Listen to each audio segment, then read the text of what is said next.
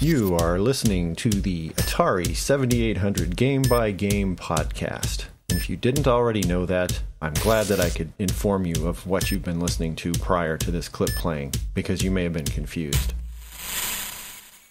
Just like I'm confused. And Atari was confused when they waited so long to release this console. Jack Tramiel. And in case you couldn't tell by the obligatory other podcast theme music playing in the background, this is Paul from the Intellivisionaries. And when I'm not making bumpers for other podcasts like the Atari 7800 Game by Game podcast that you're listening to now, I record another podcast called the Intellivisionaries with my co-hosts Rick and Will. And occasionally Virtual Will. I think so. And the Odyssey 2. And my son Luke. Hi. And my stepson Alex. Hi. And my wife Edonica. And the corrections robot. Anytime. Which apparently has become quite popular now on other podcasts for some reason. Moving right along, back to Phil and more 7800 Game by Game podcast. Unless you turn this off right now, then that's pretty much the end of Phil and the podcast. Just saying.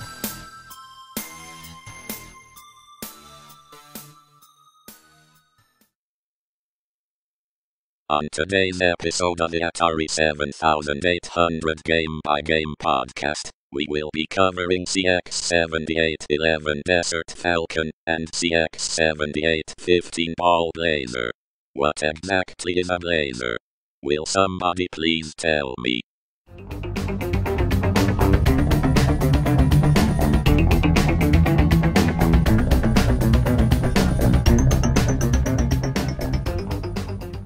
Welcome, everybody, to the Atari 7800 Game by Game podcast. My name's Phil, and tonight I'll be your host. As some of you might have found out already, this episode is getting released on Wednesday. Now, previously, I tried to release episodes on Mondays, but I decided to switch it, and I'm going to try this as kind of a permanent switch because, as you may have heard, if you follow the Atari 2600 Game by Game podcast, and if you're not, don't know why, because you can play 2600 games on the 7800. I think most 7800 fans are also fans of the 2600 library. If you listen to Ferg on the Atari's 2600 Game by Game podcast, he recently announced that due to the workload it takes to make the podcast, and I totally understand, he's going to go every other week. So because of the timing of my episode, I thought, you know what? Why don't I kind of join in and release it on Wednesdays too? He releases on Wednesdays. So what I thought I'd do is this. I will release on the weeks he's not releasing. So if you're a fan of both shows, basically every Wednesday you have an Atari Game by Game podcast to look forward to. One week will be the 2600, one week will be the 7800, and we'll just see how that goes. Since I'm already doing every other week, I thought that'd be kind of a cool thing to do. So I'm going to try and aim for Wednesday releases. I'm still going to try and do the majority of my recording over the weekends. So if you're trying to send in a text or audio submission, I'd appreciate if you kept on sending them early, on Friday, maybe Saturday. And that way I can probably get it into the show, where if you send it in a little later, I might already be in the editing process and I might have to wait a week before I include it in. So if you want to send in feedback, I always take it, even if it's on games I already covered. But if you want to get it in for that every other week show, make sure you get it in that early enough. And I would appreciate that.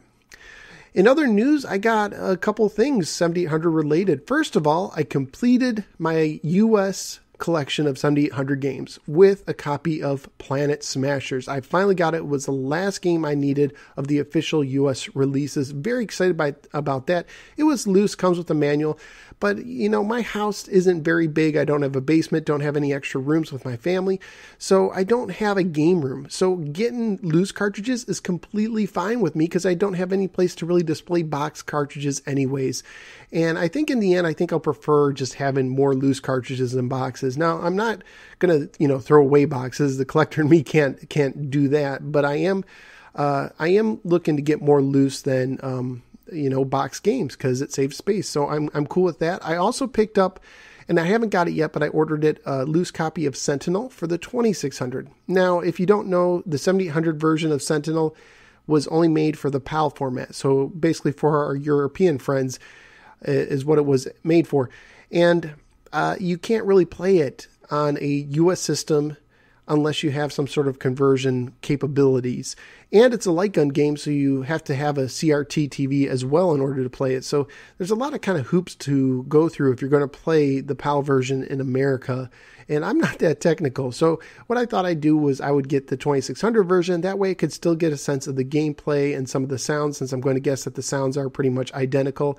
So I have something to kind of base it off of when I get to that game. So yeah, that's some of my recent game pickups. But I also got a very cool package from edladden.com just today. I haven't even had a chance to play with it yet. First of all, he sent me a very cool t-shirt. Thank you, Ed. Totally appreciate that. I will wear that one for sure.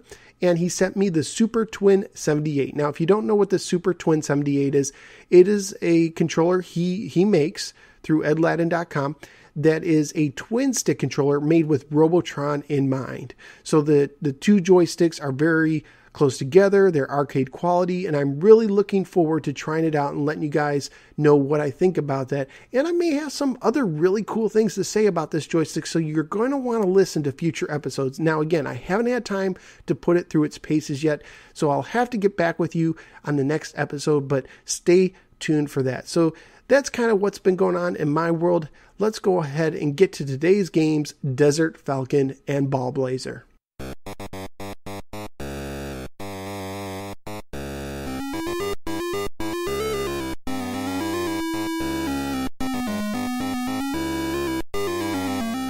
Desert Falcon doesn't have any background since it's an original game, doesn't have an arcade game it was based on, or didn't appear on any other systems first.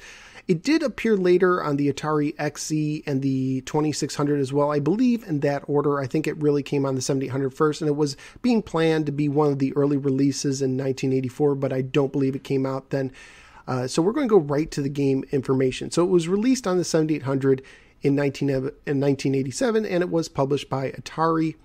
The goal in the game is basically it's an Egyptian-themed isometric shooter for one or two players alternating, very similar to the Sega arcade game Zaxxon.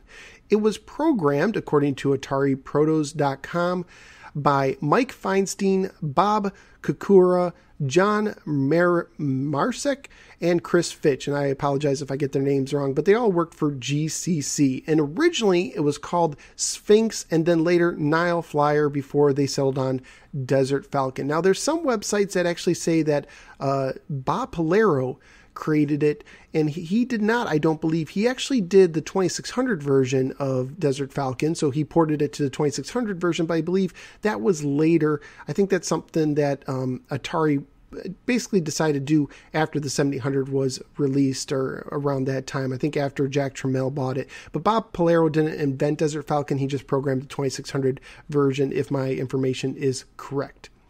The box, again, your standard box, except in the corner, it says Super Game Cartridge. Now, again, Super Game Cartridges, it's kind of like saying blast processing for the Sega Genesis. It really doesn't mean much. It's just kind of a marketing thing.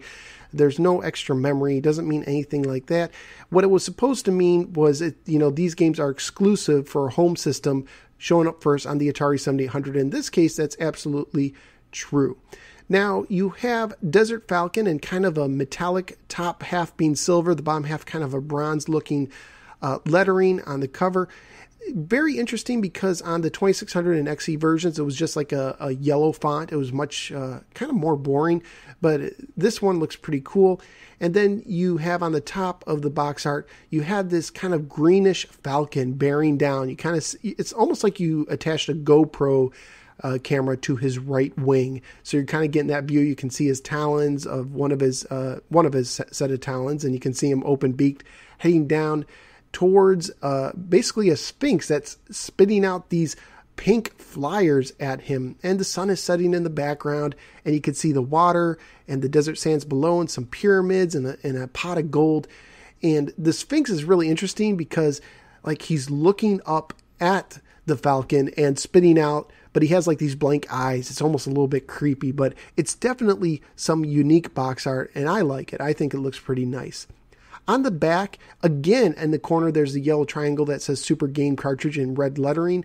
This time on the opposite side, on the front cover, the Super Game Cartridge is on the top right corner, and on the back, it's on the top left. So it's almost like they're trying to give you the illusion that this triangle is going all the way through the box, I guess. and it says, "Dare to steal the Pharaoh's jewels." And there is an absolutely huge screenshot from the game. This one is, I'm pretty sure, is from the game. Some of the screenshots look like they were, they used some sort of computer program to do it or an artist renditioning. This one I think is from the game. Now it's cropped. It's not the full screenshot. You can't see the status bars, but you can see one of the sphinxes shooting at the bird. And now that I look at it, I see a little sphinx by him and some other enemies. I don't know that this is, I wonder how they did this. Maybe this isn't an actual screenshot, because I don't think the little sphinx is ever near the big sphinx, but it does look like it comes from the game. You can see it's one of the standard levels with the brown colored sand and the blue waters. Different levels had different things going on. You can see some of the flyers coming at you too, with some of the shadows and some of the Egyptian symbols on the ground. I think it looks really good. It's large. It's roughly the size of the label of the cartridge sideways. And here's a little tidbit for you too, if you didn't know. The labels on the 2600 and 7800, the main labels, are basically the same size. And they're also the same size of the Atari 5200 labels, except they're sideways. So they all use the same size label. The 5200 cartridges are bigger in size, and it might make the label seem bigger, but it's all the same size. It's just oriented different. One you got the portrait design, and the other one you have landscape. Anyway, on the back of the box, under the screenshot, it says, "You are the Royal Desert Falcon, questing for precious gems and Egyptian hieroglyphics hidden in the endless desert. Invincibility, warp speed, and quick shots are only some of the many magical powers you'll gain on your search. Use them to capture a trove of treasures, but watch out for the evil ones. Mythical flying beasts, blazing fire pots, and howling sphinxes guard the jewels you seek." And then under some of the highlights, it says realistic sound effects, colorful arcade quality graphics, and this game is colorful. Danger increases as the gameplay goes on. I guess that pretty much goes for just about every video game. Bonus rounds for higher point values for 1 or 2 players. They don't tell you it's alternating. 4 skill levels, and for the Atari 7800 with the Proline controller. The manual is an 8-page folded standard black and white with a little bit of red ink color manual. So they only use the 3 colors. It is folded, so you could basically stretch it out and you have basically 2 long pages, if you will. The cover looks just like the cover of the box, except with less color, because they're just using the black, white, and kind of pinkish red color. And it says, "All around you are long stretches of sand, ancient pyramids baking in the hot dead air and constant danger. The legends that brought you here are 30 centuries old. The tales tell of thieves who plundered the pharaoh's tomb, loading bags of gold, silver, and precious gems onto their camels, then making off into the desert. But in the night, horrible desert beasts pursued the robbers, and the priceless treasures was scattered and lost. Not even a camel was ever seen again. Now you search for the lost treasure, daring the beaks and claws of the desert guardians. As you scan the endless sand for the glitter of jewels, your eye catches sight of gliding shadows. Something's coming. You could turn back now and be safe, or you could go on and dare to steal the pharaoh's jewels." And I actually think that's a pretty cool description. And it's just me probably, but it almost reminds me of a description of a 1980s choose your own adventure book. I could see this becoming a choose your own adventure where you decide what to do next, because it kind of gives you an option there. All right, going on. It says select game options by pressing the select button on your console or by using player one's controller. Move the controller handle left or right to choose one of 4 skill levels. Novice is the easiest, standard, advanced, and expert are the most difficult. Move the handle backward or forward to choose between a 1 or 2 player game. An option is selected when it lights up. And then you press reset button or player one's left controller button to start the game. And during the game, of course, you can press the pause to pause the game, and again to resume, and you can press select to redisplay the option screens at any time. It tells you that your left button will fire arrows, that your right button will activate your superpowers. That reminds me of the Super Friends for some reason. To fly or gain altitude, you pull the handle backward, or as I say, push down. To land, hop, or swim, you push the handle forward or push up. To maintain the altitude in the air or to stop on land, you release the handle. To move left, you push to the left, and to move right, you push to the right. So those are pretty self-explanatory. Gameplay. The Pharaoh's lost treasures, enormous gems, big golden eggs, and silver ingots are scattered among the ancient pyramids and obelisks. Fly towards the treasures, then hover or hop over them to pick them up and earn points. Use your controller handle to maneuver. The treasures are guarded by swarms of flying and crawling beasts. Burrowing ewes crawl out of the sand and charge at you, and vultures, warrior fleas, scarabs, flying fish, and phantom gliders attack you from the air. All these enemies will destroy you if they hit you. Protect yourself by firing arrows. A direct hit destroys the enemy and gains you point. You can also maneuver around enemies or dodge behind pyramids and obelisks to shield yourself. At higher levels, watch out for the flame-throwing fire pots and the dart-shooting mini-sphinxes. You begin the game with 5 lives. Each time you're hit or you crash into a building, you lose a life, but you will recover as long as you have lives left. The end of each desert trek brings you to the Howling Sphinx, and you must shoot the Sphinx directly between the eyes in order to get past, all the while dodging the darts and nasty creatures it spits on you. So yes, there's like a boss, a large Sphinx at the end of each level, and you just have to shoot him just right in the face. There is no life bar. You don't have to shoot him. It's just one shot, but sometimes it can be hard to line it up just right. Superpowers. Hop over any 3 hieroglyphics scattered in the sand to gain superpowers. Superpowers give you great advantages, such as letting you destroy all enemies on screen at once or paralyzing the Howling Sphinx. Check the game box at the bottom of the screen to find out which power you gained, whether it requires you pressing the right controller button. Some powers don't. Some powers will be used when you press the controller button. Other powers last for several seconds. A new power is awarded when you pick up 3 more hieroglyphics, whether or not the previous power was used. There are many superpowers for you to discover. Some of them are described on the next page, but beware, in the higher levels of play you can earn super problems, such as shackles, as well as super powers. So yeah, all scattered on the ground are these little hieroglyphic symbols, and you pick up 3 of them, and on the bottom it will tell you exactly what that power does. It shows you a picture of the gaming box. This is at the bottom of the screen. So you have you have basically 2 rows, a top row and a bottom row. On your top row, first you have your score. You have the hieroglyphics you picked up. You have next to that the what the power is. If it tells you, once you pick up all 3, it'll tell you what power you got. And then if there's a player too, he'll mirror on the right hand side. On the bottom level, you have little pictures of birds that represent how many lives you have.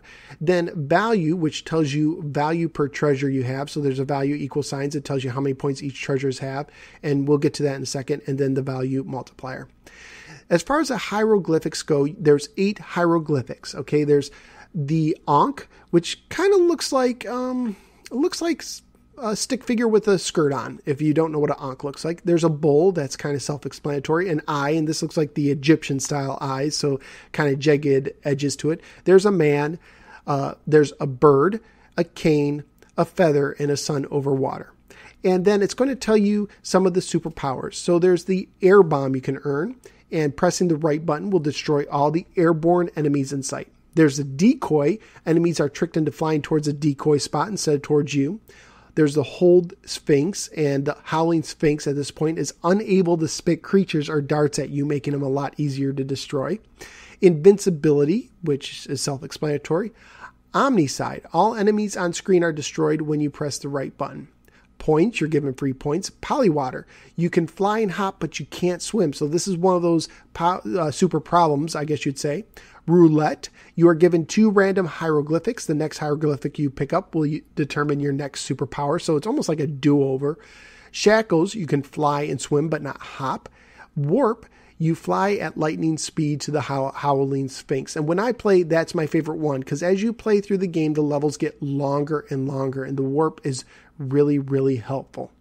For scoring, it says shooting Desert Beast. Each enemy you destroy earns you point. Destroying a flying enemy increases the base value of treasures. So some of the ones you can destroy is the Mini Sphinx. It'll get you 1,000 points, but it doesn't add any base value to the treasure. The Warrior Flea is 500 points and will add 5 points to the base value of treasures.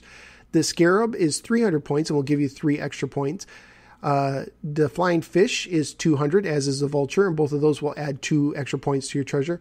The Burrowing Ewe is 150. That does not give you any added points to the base value of treasures, and I'll get to what that means in a second. And the Phantom Glider which kind of reminds me of kites a little bit, is 100 and gives you 1 point added to the treasure.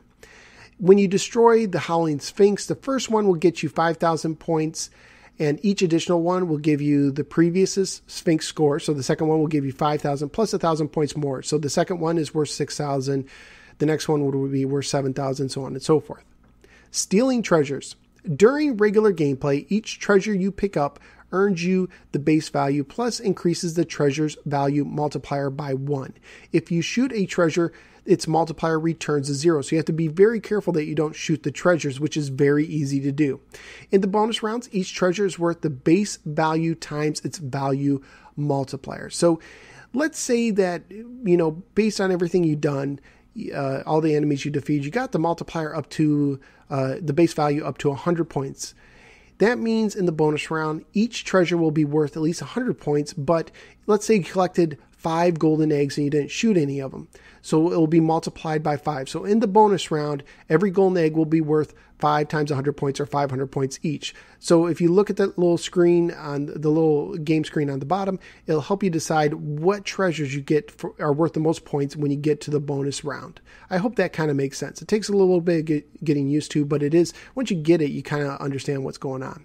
Bonus lives. You earn a bonus life at every 10,000 points you score. You can have a maximum of 6 lives remaining. Bonus rounds. Well, I guess I got ahead of myself.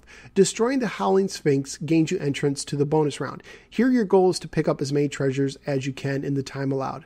Watching the gaming box, that's the box on the bottom of your screen, where the hieroglyphics and superpowers appear during regular gameplay, in the bonus rounds, your time allowed is counted down in seconds in that space. The bonus score is tallied next to the time. When the round ends, the bonus score is added to your current score, and the last hieroglyphics or superpowers you gained reappear. You are not attacked in the bonus round, and colliding with buildings will not cost you a life. Only time is lost. Strategy. Duck behind pyramids and obelisks to save yourself and lure enemies into crashing. Gauge the altitude of flying beasts by watching their shadows. Figure out what combinations of hieroglyphics awards you which superpower. For instance, the combination bird, cane, bull will give you warp, while the combination of cane, bird, bull, the same hieroglyphics in a different order, will give you air bomb. Pick up a particular combination when its power will do the most good.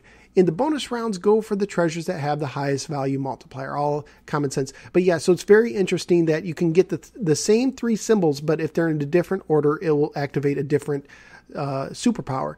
And I remember, I must have read the manual as a kid, I remember bird, cane, bull used for warp, because to this day, when I played it again without looking at the manual, I remembered bird, cane, bull will get me something good. I couldn't remember what it was, but I quickly found out. So there's one for you, bird, cane, bull. And then the last page just gives you nice pictures of what everything is. So if you don't know, the creatures that I was talking about, you can see what the Howling Sphinx looks like, and the mini Sphinx, and the egg and gem, and so on and so forth.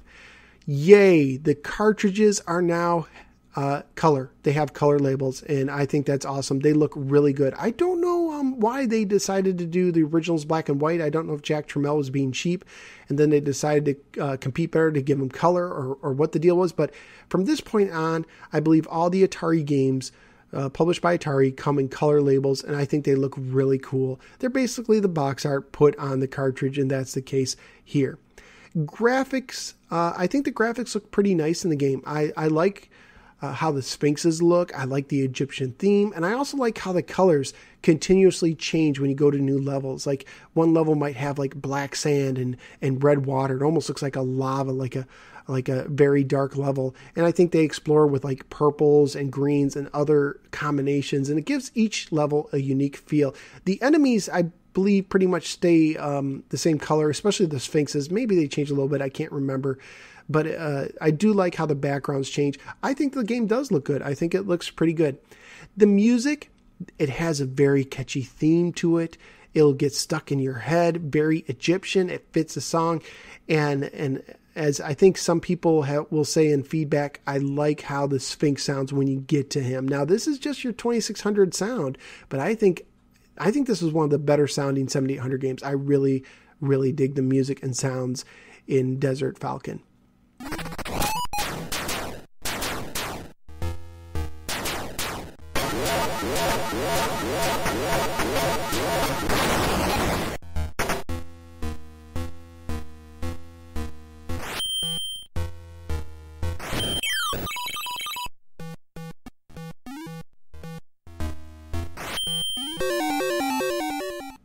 Rarity-wise, Atari Age gives it a 2. Digital Press gives it a 1. I'll go with the Atari Age. It's not the most common game. It's pretty common, but not the most. On eBay, when I was checking, loose copies were going for about $10. Complete copies were going for about $11 to $12. And new copies were selling for $25 to $30, and that includes shipping. So those are just averages. If you hunt around, you might get a better deal on this. The average review on Atari Age of all their external reviews, there's 5 of them. The average score was 73%, with a high of 82% and a low of 62%. As far as the Atari Age High Score Club goes, on the standard mode, Gorfy has the record with 372,731. On the advanced, Liduario has 108,118. And on the expert mode, Uyama Family has 203,899 points. And he actually posted that one with a video. They actually tell you in their little Hall of Fame if they had a video or not. When I played on Novice, because that's where I'm at.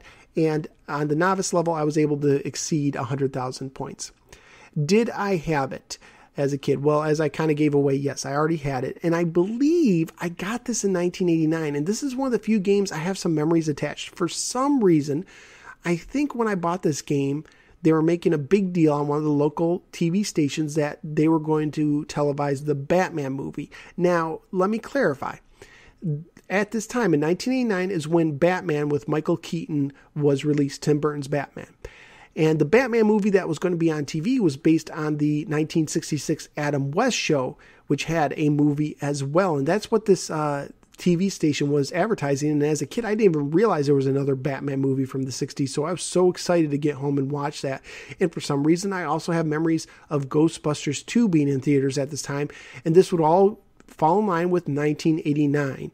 And if you want to know my favorite line in Ghostbusters 2, it's when the Ghostbusters go to a kid's birthday party and say, "Who you going to call?" And they all say He-Man, because as a kid, I was a He-Man fan. So just some random stuff from 1989.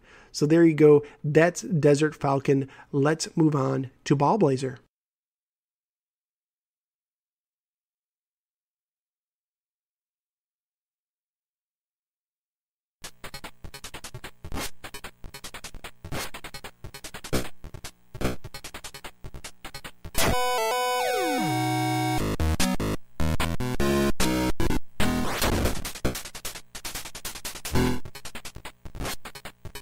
Ballblazer first came out as a 1984 game for the 5200. It is a futuristic one-on-one sports game similar to soccer or air hockey, with each player riding in a futuristic vehicle called a rotofoil. And I think air hockey probably fits it better because it's kind of like you're floating on the play field and there's goals at each end that move back and forth. It was made by Lucasfilm Games. Now, Lucasfilm Games was founded in 1982 by George Lucas and was the video game arm of his Lucasfilm film company. So he was trying to expand into the entertainment market. The initial funding for Lucasfilm Games actually came from Atari, who hired them to produce games for them for both the 5200 and I believe the computer systems as well. And the first 2 games that Lucasfilm Games made was Ballblazer and Rescue on Fractalis. And I believe technically Ballblazer was the first, but they might have been made almost simultaneously, so you could kind of split hairs on that one, I suppose. Now, there was some trouble between the two companies early on when Lucasfilm Games loaned Atari betas of both games. And 1 week later, they leaked on pirate bulletin boards, leading a lot of people in Lucasfilms to believe that someone at Atari, leaked them. Now, one interesting thing is that in the beta form, Ballblazer was called Ball Blaster. So if someone came up to someone who worked at Lucasfilm Games and said, "Hey man, I really like your game. That Ball Blaster is great," then they would know that that person was playing a pirated version. Both Ballblazer and Rescue on Fractalis came to the 5200 in 1984. Now, when Jack Tramiel bought Atari in 1984, that pretty much marked the ending for the most part of the relationship, the close relationship they had between Lucasfilm Games and Atari. Now, it may not have been because Jack, wanted to end the relationship. What could have happened, I'm not entirely sure. It could have been that just that Jack was, being kind of cheap and didn't want to continue the relationship at the current level. Now, you got to remember at this time, Atari was hemorrhaging money badly. $500 million a year in 1984 dollars. That's a ton of money. So Jack had a lot to do financially in order to make Atari profitable, which he did. So that meant that you had to really reduce costs quickly. So that is a possibility. It's also possible that was just when the contract ran up. And it's also possible that Lucasfilm Games did not want to continue on with Atari after basically they thought that they leaked their games and hurt their sales by releasing the games on pirate bulletin boards early. So I'm not exactly sure the full story. Probably Jack just wasn't happy with the contract terms, but again, I'm not 100% sure. In 1985, both Ballblazer and Rescue on Fractalis was published for computer systems, including the Atari 8-bits by Epyx. So originally they came to the 5200 with the Lucasfilm name, but published by Atari in 84, but because of the falling out or whatever, Epyx picked it up after that. Lucasfilm Games would continue to make games, but the first game they actually published was 1987's Maniac Mansion. Up to that point, they were just developers, but after that point, they pretty much published by themselves. Now, Lucasfilm Games was also groundbreaking on the computers in many ways when they made their computer games. For instance, they tried to make an early online role-playing game in 1986 called Habitat, but the technology of that time really wasn't ready for an online RPG. They also made the iMuse music system, which synchronized music in games with what you saw on screen. So it didn't just play a soundtrack, it actually could figure out what was going on. And the first game to feature this was Monkey Island 2. They also made the Scum engine, which helped transition adventure games from kind of typing games or selecting words to more of a point and click. So it really helped the point and click adventure game series move on. And the first game to use that was Maniac Mansion. And to this day, people really dig the Scum engine. In 1990, Lucasfilm Games was renamed LucasArts, which is what most gamers probably know them as. Early on, they focused mostly on adventure games. Their first game was Labyrinth, based on the Jim Henson movie. Now, this was not a point-and-click one. This was a kind of select a phrase kind of one. There was images on the screen, so it wasn't a pure text adventure. But then they had Maniac Mansion with the Scum engine, and that was very popular. And they made several great adventure games, including Sam & Max, Hit the Road, and Grim Fandango. Now, even though LucasArts was part of the Lucas family, they didn't have the rights to Star Wars games right at the time because the license for Star Wars was already licensed out. They couldn't just get it back. That's why they focused on a lot of adventure games, and you don't see Star Wars games early on. They did make a couple Indiana Jones point-and-click games, I believe, but it really began to start in the early 90s, especially with Rebel Assault for the CD-ROMs on computers. Now, this was when CD-ROMs were still relatively new, and Rebel Assault really kind of broke the door open. And from that point on, LucasArts began really churning out many, many Star Wars games. They still did some point-and-click adventures for a while, but as those faded in popularity, they focused more and more on the Star Wars titles. Before you knew it, it seemed like everything they did was Star Wars related, but they did make some good games, including the TIE Fighter series, and I do like Rebel Assault, even though it hasn't aged as well as other games. In October 30th of 2012, Disney acquired LucasArts when they bought Lucasfilms from George Lucas. So not only did they get the movies and the Star Wars stuff, they also got LucasArts as well. And at the beginning, they were like, it's going to be fine. LucasArts is still going to create games. But by April 13th, 2013, so not even a year later, they basically fired almost everybody, and they turned LucasArts into basically just a licensor of games. So basically they license the games to Electronic Arts, who I think is the person who's making Star Wars games now. Interesting kind of side story. Telltale Games is basically made up of a lot of former LucasArts people who used to work on games like Sam and Max and were basically out of a job. So they went to Telltale Games, which is basically still making point-and-click games for the most part, from what I understand, including a newer Sam and Max that came out quite a few years ago, I believe by now. Returning to Ballblazer, one of the most renowned features of Ballblazer is the theme song, which actually has a name. It's called Song of the Grid, which plays between matches. It is randomly generated using a selection of 32 different 8-note melodies. And what they do, or what this generator does, is it kind of mixes them up and uses whichever one it wants, and it can do it at various tempos and various dynamics or volumes, as well as taking out notes here and there or making little breaks. So basically, it can play forever without really repeating itself, but it still sounds like it's the same song, and it has a lot of kind of a jazz kind of feeling to it. So some people really recognize kind of some jazz kind of melodies when they play the game, but it's really something fascinating to listen to. It's almost like an endless song, basically. Ballblazer got high reviews when it was released, and it was followed by 1990's Master Blazer for computers. But this game was kind of a sequel, but it also kind of like just redoing it. And it featured some different features, like you could play in a tournament mode, but basically you just saw brackets. It didn't really change the play field. And you could also, I guess, race against the other player. So you take the ball away and you just race in your rotofoils. And then on the PlayStation 1 in 1997, there was a game called Ballblazer Champions, which I saw some footage of this on YouTube, and really it doesn't look that impressive. It looks like PlayStation 1 3D, and it's not as smooth. It doesn't look like it'd be as fun. And I don't think either one really recaptured the magic of the original. There's also a game on the Super Nintendo that I just picked up off eBay because I was curious about it. I haven't had time to clean it up and check out to see if it's even working, but it came out in 1992, and it's called Space Football. And it's not an official Ballblazer game, but it was heavily inspired by it. So I look forward into checking that out.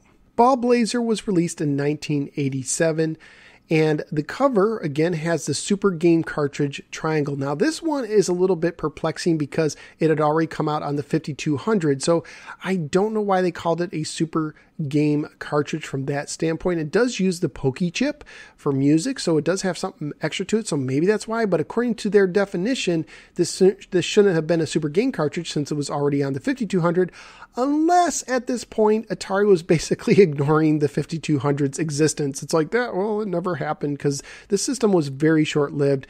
And growing up as a kid who owned a 7800, I didn't even realize that there was a 5200 for quite a few years. I didn't even know that. So the front of the box features Ballblazer in just a basic white lettering, and it says by Lucasfilm Games underneath it. And it has, well, you can see the grid and you can see a guy shooting at you, but then you can see your rotofoil coming out. Again, it looks like a GoPro camera might have been hooked on the back of it. So it's similar perspective of the Falcon and Desert Falcon, except from a different corner of the box. You're on the bottom side instead of the top side, and your rotofoil looks pink and it looks very metallic and shiny, and you can even see some of the board, the grid, in the reflection of this. And it almost looks like this was a model, like the rotofoil was actually made of metal. I don't know. Probably not, but it looks really impressive up close. You can actually see some details, metallic details. So it looks like it could have been like a little model. Now, the rest of the play field, including the other rotofoil, don't look as realistic, but yours does. I think it looks pretty cool. On the back, it says, "Become the ultimate champion of the universe."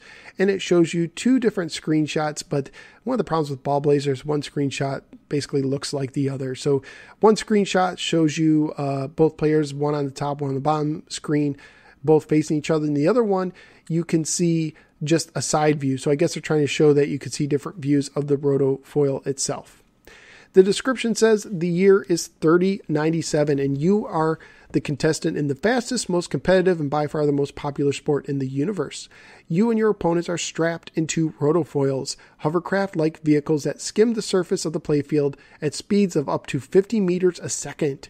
Your objective is simple: score the most points during the time competition and be declared the champion. Your task, however, is a bit more complex. At the speed you're traveling, firing the plasmorb through your opponent's goal takes more than just skill and timing. Ballblazer features 2-player simultaneous play with first-person perspectives for both players. I wonder how many games at this point actually use the term first-person perspective.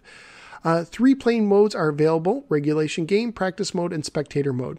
Ballblazer offers the type of 2-player head-to-head competition you've been waiting for. 3 minutes, 2 players, 1 victor. And it almost sounds like, what's that one Mad Max movie? Beyond Thunderdome, 2 men enter, 1 man leaves. Let's see. For 1 or 2 players for use with the Atari 7800 series system and per-line controllers. And of course the manual, just like before, I believe it's 8 pages folded again. And again, it has the cover art on the manual with the red, white, and red styling. Ballblazer, the simplest, fastest, and most competitive sport in the known universe. It grew from dark roots in ancient space wars to become the king of all games among every life form within range of the interstellar Ethercast. In exactly 3 minutes, Ballblazer can make you a hero or destroy your lifetime dreams.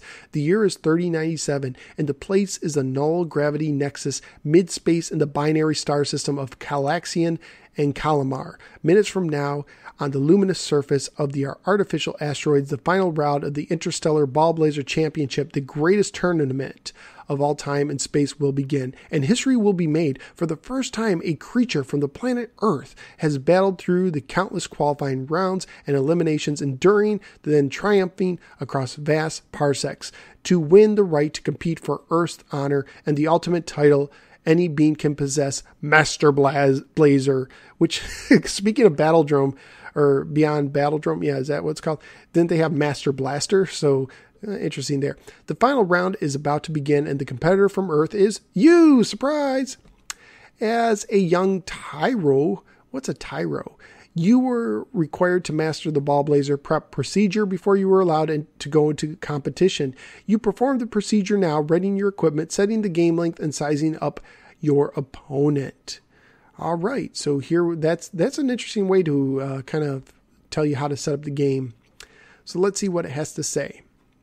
Demonstration play automatically begins. Each player combination of human and droids is demonstrated at random for 1 minute. By the way, if you just want to hear the music, when I was recording music for this, I just wanted to get the music for a while. I just had my kids during the demo mode just ride around without pressing buttons, just move the joystick around, and they had some fun just piloting the rotofoil, and I could record some music off of that, so that was pretty cool. To play a regulation 2-player, 2-human 3-minute game, press the left joystick's fire button. To select other player and game length, press select. The designation for player 1 will flash. Move your joystick up and down to choose the human or droid level. Droid 9 is the most skilled of the computer-controlled opponents, and Droid 1 is the least skilled. Typically, you would want to leave player 1 at human for yourself. Move your joystick to the right to select game length. The numbers at the center of the band will flash. Move your joystick up and down to choose from 1 to 9-minute games. I didn't even realize. I thought they were all 3-minute. Move your joystick right again to designate player 2. Your opponent will be human if you have a second player, or move your joystick up and down to choose a droid level. Press select again to watch random demonstrations for 1 minute. Press the left joystick's fire button to start the game. Of course, you can reset and pause. Playing the game. Before boarding your rotofoil, you take a moment to look over one of the most beautiful, exciting sights in the universe, the grid, the Ballblazer playing field. The grid.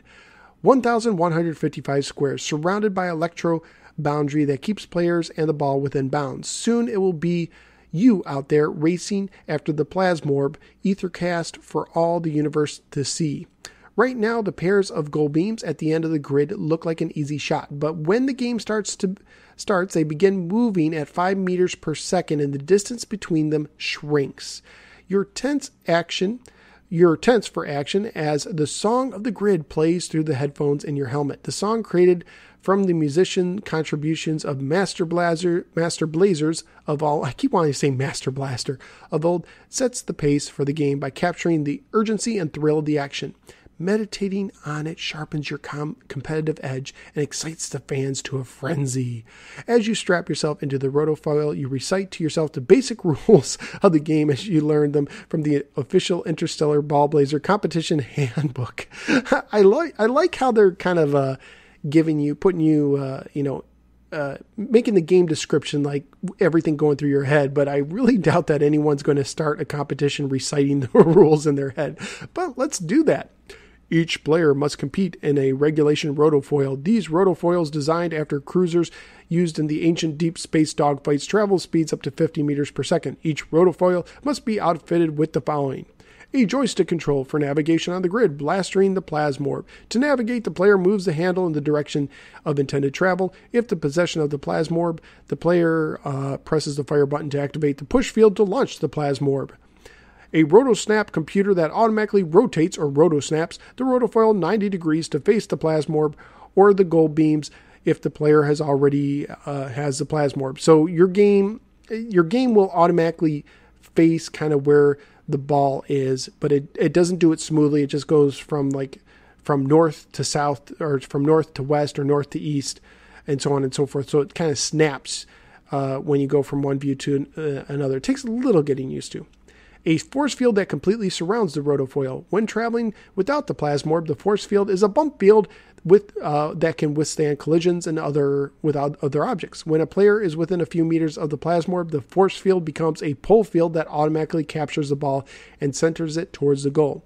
When a player is in possession of the plasmorb, presses the fire button, the force field becomes a push field that launches the ball. Now that's way more complicated than it needs to be. You don't need to label them all, but I guess it's for the mood of the game.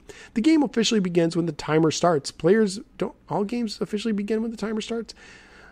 Players begin by moving downfield until they locate the plasmorb and attempt to capture it. Players score points each time they blast the plasmorb between the goal beams. To score maximum points, players blast the plasmorb between the goal beams that have disappeared over the horizon on the opposite end of the grid. This is called a over-the-horizon or OTH shot. A player may attempt to steal the plasmorb by rushing up beside the opponent, blasting the plasmorb away, and then going after it. And that is actually pretty difficult to do, to be honest with you. Strategy: as you moved up through the elimination games, you caught the attention of the famous master blazer, Boaster Kipling. Our boaster was so impressed with your steady nerves, timing, and devotion to the game, he decided to personally supervise your advanced training. In the last training session before the championship, he gave you his most valuable tips. Listen, kid, you're pretty good as it for a human. You've got a real shot at the title if you keep in mind a few little tricks. First, try to make your goals early in the game, before the distance between the goal beams begin to shrink. Your OTH shots will be more successful if you take aim and blast the ball just before the goal beams disappear over the horizon. Now, sometimes you might find yourself too close to the electro boundary for the high-scoring OTH shot. If you do, just blast yourself backwards and catch the ball on the rebound. To shake off an opponent who's tailing you closely for the ball, make sure your opponent's rotofoil is directly behind you, then blast a plasmorb. The force will send your opponent backwards and the ball ahead so you can get to it first. Now, here's a classic. The block. Simply position yourself between the plasmorb and the goal beams. This will block all but the trickiest angle shots. And I'm guessing you're thanking me now for all the practice I put you through. Of course, you got to get the most out of every practice session by shooting the electro boundary just outside the goal beams. That way, you got in a lot of shots without going through the whole goal scoring sequence. And all those droid demo games I made you watch gave you a chance to study their technique, especially the plasmorb stealing. Now you've got it down, getting in real close until you buzz your opponent's rotofoil is the loudest. Then you have to power blast the plasmorb as far as possible. We pros call it maxing the buzz. Some other people talk about maxing the buzz means something else. Oh, and don't let the roto snaps disorient you. Listen for the snap when you rotate so you can keep your sense of direction. Let's see. Anything else? Oh yeah. No one ever scored any points by keeping still. Keep moving. Well, I guess that's it. When it's all over, I hope to see it's the other guy's rotofoil I see spinning out in defeat. Go get him, kid. All right, that was a terrible voice. Viewing game action. New fans sometimes ask for pointers on viewing the action. The Interstellar Ballblazer competition program includes the following information on viewing the game. In the following illustration, two players and rotofoils are facing each other. In the top screen, you're looking out of the cockpit window at your opponent, rotofoil, and the ball. Oh, that's the first time they actually called it a ball. Hooray. In the bottom screen, your opponent is looking at your rotofoil, the plasmorb, back to plasmorb, and the goal beams. Your opponent has the ball, yay, and is heading towards the goal, but you are blocking the line of fire. Your opponent has 3 points and you have 7. There are 2 minutes and 11 and a half seconds left in the game. So that's explained the screenshot you see. For scoring, it says the official Interstellar Ballblazer competition handbook states the following about scoring. A player scores by blasting the plasmorb between the goal beams. Goals made when the goal beams have disappeared behind their horizon, OTH shots, score 3 points. Goals made closer to the goal beams score 2 points. Close in goals score 1 point. So the distance determines how many points you get.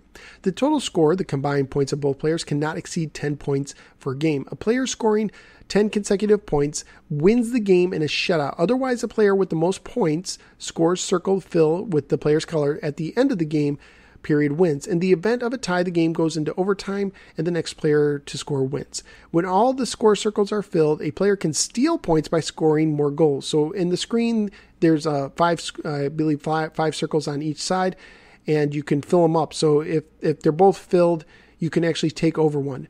And the manual gives you this example. For example, if Droid 5 scores the first 9 points, so he has all but one circle filled, but the human scores the next 6 points, and the game ends, the human wins 6-4. So you don't necessarily have to score the most goals to get the victory. So kind of interesting there. The cartridge, just like I said before, is a color cartridge, same as the box art, which looks great as always. An interesting thing here is some of the cartridges, for whatever reason, the end label, the small label at the end, have the burgundy red color that came out with Atari 2600 games at this time. Not all of them, but some of them do. And I'm not sure what happened. I'm guessing it was just an error, like a printing error, and they said, well, let's not waste them, let's just use it. So there is a standard end label and a red label that's slightly more rare. Graphically speaking, I think the game looks both plain and great at the same time. Plain because there's not a lot of detail. They only use a select number of colors. Your ships are basic geometric shapes. It looks like a really early 3D models, very, very kind of crude in a sense. But at the same time, when you're operating it, it moves so smoothly. It's just amazing just how smoothly it moves. Let me put it like this. I saw the Famicom, the Nintendo in Japan, had a version of Ballblazer. It does not move as smoothly as this does. I don't think Nintendo, the NES, could have pulled off this game. It's just amazing, really, how smooth it moves. It looks like you're in 3D in like a first-person view. And, this Genesis and to a degree, the Super Nintendo could have problems moving this smoothly. It's just really amazing. You got to see this game in action to just appreciate it. The screenshots don't do it justice. They really don't look that great just by themselves, but when in motion, the game looks really nice. And the music, the Song of the Grid, I think is fabulous. Of course, this uses the Poke chip. It's one of 2 games that did so. Commando is the other, and it's great. I could listen to the music. I could just, if it was just like an MP3, I could just listen to the music.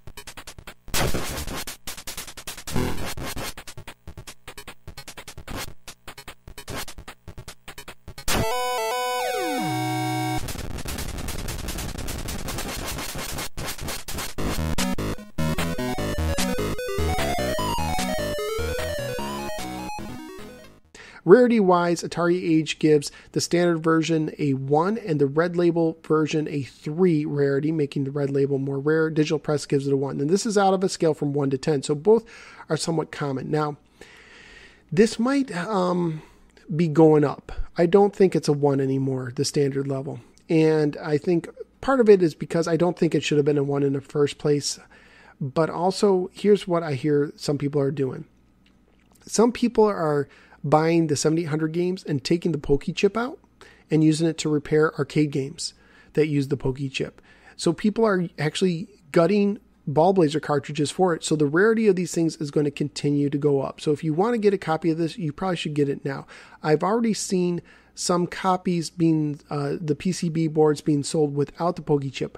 I'm curious what would happen if you plugged one in. If anyone knows, let me know. If you took out the sound chip, my guess is it would still function, but maybe you wouldn't have any sounds, or at least the music. Maybe they use some 2600 sounds, but I don't think so. It might just be a silent game, or it might not work at all. Maybe it throws off the game entirely. So if anyone knows, let me know. But I also wouldn't recommend buying a Ballblazer if it looks like it's been tampered with at all. So just some food for thought. So if it says like it's missing the main label so you can see the screw or whatever, I'd probably leave it alone. And I might even be leery if they say it's untested, because maybe someone was really careful taking out the Pokey chip and just reassembled it and glued the label back on. It's really hard to do. I doubt that, but it's possible. So I'd make sure that you got it. If you're buying on eBay, that there's a return policy in place. And eBay sometimes enforces returns even if the sellers don't. As far as the Atari Age average reviews for external reviews, there were 7 reviews for 85% average with a high of 98% and a low of 70%. On eBay, the loose prices go for about $8 to $10 a cartridge. Complete copies were going for about $10, and new copies were going for $13 to $15. So it's not too pricey right now. So, but as more people gut out the Pokies, I would expect this to rise. There's 2 Atari Age High Score Club entries, and I guess they're just, okay, so they did one, Droid for 6 minutes was the settings, and a guy named Almost Riced got a shutout, 10-0, with 5 minutes and 23 seconds remaining. Wow, so he scored all those points in 37 seconds, so that's pretty good. Droid 5, a 3-minute game. Larson Tyler got a 9-0 score with 23.9 seconds remaining. Wouldn't it be 10-0? Is that a typo? Why would he not run out? Okay, I don't know. Did I have Ballblazer? I did have it. I didn't buy it right away. I think the graphics didn't totally pull me in, but I was glad when I got it, and I remember playing this. An impossible mission on a day I was sick. I had a sick day. I was homesick from school. So yeah, it's interesting, some of the memories. For some reason, I think of Desert Falcon, I think of Batman and Ghostbusters 2, and when I think of Ballblazer, I think of a sick day. And Scooby-Doo too, because I think I watched Scooby-Doo reruns on TV. So yeah, there is Ballblazer for the 7800. Now, Atarian Magazine had both games represented. In issue 1, there is a great strategy guide, only for the fact, not for the strategy it lists, because it's a full page, it's in color, and it gives you some strategy, but you know what? The manual does a good job with that too. But the hieroglyphic combinations, it gives you just loads of combinations. It gives you them for 19 different powers, which is more than the manual even acknowledges, and it gives you at least 2 combinations for each power. So for instance, for warp, they give you 1, 2, 3, 4, 5 combinations, and none of them are bird cane bowls. So there's 6 possible combinations right there. So the powers they give you are warp, hold Sphinx, kill Sphinx. So there's a power that can kill the Sphinx when you get to him. Extra bonus, invincible, air bomb, decoy, quick shot. So that's rapid fire. I think when you play the game, you can shoot like 4 arrows at a time, something like that, but you can get a rapid fire. Kill the use, extra life. You can earn extra life. Kill the minis, Sphinxes, I believe. Hover, kill pots. So there's these pots that spit out fire, and if you use it, it will take out their fire. Speed up, air freeze, omnicide, broken wing, polywater, and shackle. So it gives you both the good and bad ones. And I posted this on my Facebook page. Just go to facebook.com/ I think it's 7800 Game by Game Podcast, or if you search for 7800 Game by Game Podcast in Facebook, it should pop up. But yeah, I posted that. That is a great page if you like Desert Falcon, giving you all those hints. In the second issue, now there's only 3 issues of Atari Magazine, both games showed up in the tips and tricks section. For Desert Falcon, this is the tip you get. From the 6th level on, the distance between the starting point and the Howling Sphinxes increases drastically. Trying to get through these levels can be murder. When you get to these levels, use warp speed to quickly get to the Howling Sphinx and the bonus round. You can activate warp speed with the hieroglyphic combination bird, cane, bull, or any of the 5 other combinations on page 18 of the first issue of Atari, in which the editor added in, and that's from Jerry in San Antonio, who I wonder if he knows Aaron in San Antonio from Retro Obscure and Genesis Gems. They should say hi to each other if they don't. Hey, Jerry. Hey, Aaron. So, yeah, maybe that's where I got the Bird Cane Bull, because I did have Atari magazine as a kid. Maybe I didn't read the manual. Ballblazer. This tip says to recover the ball more often, move around the screen in several directions and confuse your opponents. And that's from Jeremy in Alberta, California. And according to this, Ballblazer was also released on the Atari XE, and I guess it was. I didn't realize that. So Ballblazer also on the XE, perhaps. Well, it was on the 8-bit system, so that counts. That's what I'm thinking of. In issue 3, both games also appeared in the top 10 games for the 7800, and I think I talked about this in some of the other things. The first 2 top 10s seem to be mostly the same, and then the third issue they changed, so I think something happened with the voting. Maybe real votes got on. But Ballblazer was the number 6 ranked game, and Desert Falcon was number 2, just behind Xevious, which I covered in the last episode. And then also in the third issue, Desert Falcon shows up again in Tips and Trick. It says, when you have obtained the invincible power, save it until you get to the Howling Sphinx. Use it to defeat the Sphinx. Then go inside the Sphinx to get your scattered treasure. You don't go inside the Sphinx, you go beyond them.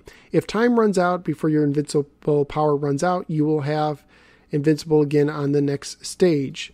You can build treasure base value by, and that was from Josh in Albermay. I don't know. I can't read it. It's kind of fuzzy. North Carolina. Sorry, North Carolinians. Sorry, Willie. I think is he from or south? I don't know. I'm going to get myself in trouble. You can build your treasure base value by holding off shooting the Sphinx when you reach it. Instead, destroy all the various creatures the Sphinx throws at you, and then go for the Sphinx himself. So that's interesting, by Vic George in Westfield, Massachusetts. And then in issue 2, Ballblazer also got a half-page write-up where the game is recommended by the author. And it's just a half of a page. Super Skateboarding shares a page with it. So yeah. And it starts out, when the folks at Lucasfilm, Star Wars and The Empire Strikes Back, why didn't they do Return of the Jedi? Decided to get into video games. They pulled out all the stops to make sure their games would maintain their excellent reputation, and they succeeded. And that's just the start of it. I'm not going to read the whole article. You can check that out at Atari Age. I think they have all the articles there. So yeah, that's basically both the games, Desert Falcon and Ballblazer. And now we're going to go to listener feedback. Please save me, listeners. Now it's time for listener feedback. This is the part of the show where the listeners come to the rescue. Thank you, thank you, thank you. Over at Atari Age, I asked people how they would rate both games, and I have a system of 4 choices. So the best choice is a Hall of Fame game. This is a top 5 game on the system. Then comes a solid game, and like it sounds, it's just a solid title. Then comes a meh game. Not necessarily the worst game ever, just doesn't do anything for you. And then finally a trash game, which would be a bottom 5 on the system. And over at the forums under the Atari 7800 section, I got lots of responses. So Shadow460 says, Ballblazer, amazing sound, solid game. It might be a little confusing at first though, and I can agree with that. And for Desert Falcon, he gives it a meh. And wow, man, this guy has over 16,000 posts at Atari Age. That is amazing. Shinju says, Desert Falcon is one of those games that could have been great. The controls on the 7800 stock controller were a pain to deal with. They were okay with the Euro controller. The sound effects were okay, as good as any of the TIA supported games could be, I guess. Graphics were good. I liked how the game looked, and I agree with that. And I would definitely recommend getting an Ed Ladin, one of those Seagull adapters, and play it with a Sega Genesis controller. I think that's what I was doing this time around. Mobius Aqua says, Desert Falcon was one of those games I enjoyed playing, whether alone or with my brother. When I got my 7800 several years back, it's just a really fun game to come back and play. For some reason, one of the things I like about it is the really electronic sounding noise you hear when you reach the Sphinx at the end of the level. I would say it's a solid game in my opinion. Ballblazer was really cool too. I think it's more fun playing 2-player rather than the single player, but I'd say it's a solid game too, if anything, for the epic pokey music. That's also one of the reasons why I like it. Desert Jet says Desert Falcon is solidly meh for me, and Ballblazer is a stealth Hall of Famer for me. The awesome soundtrack and addictive gameplay make this an easy top 10 7800 game.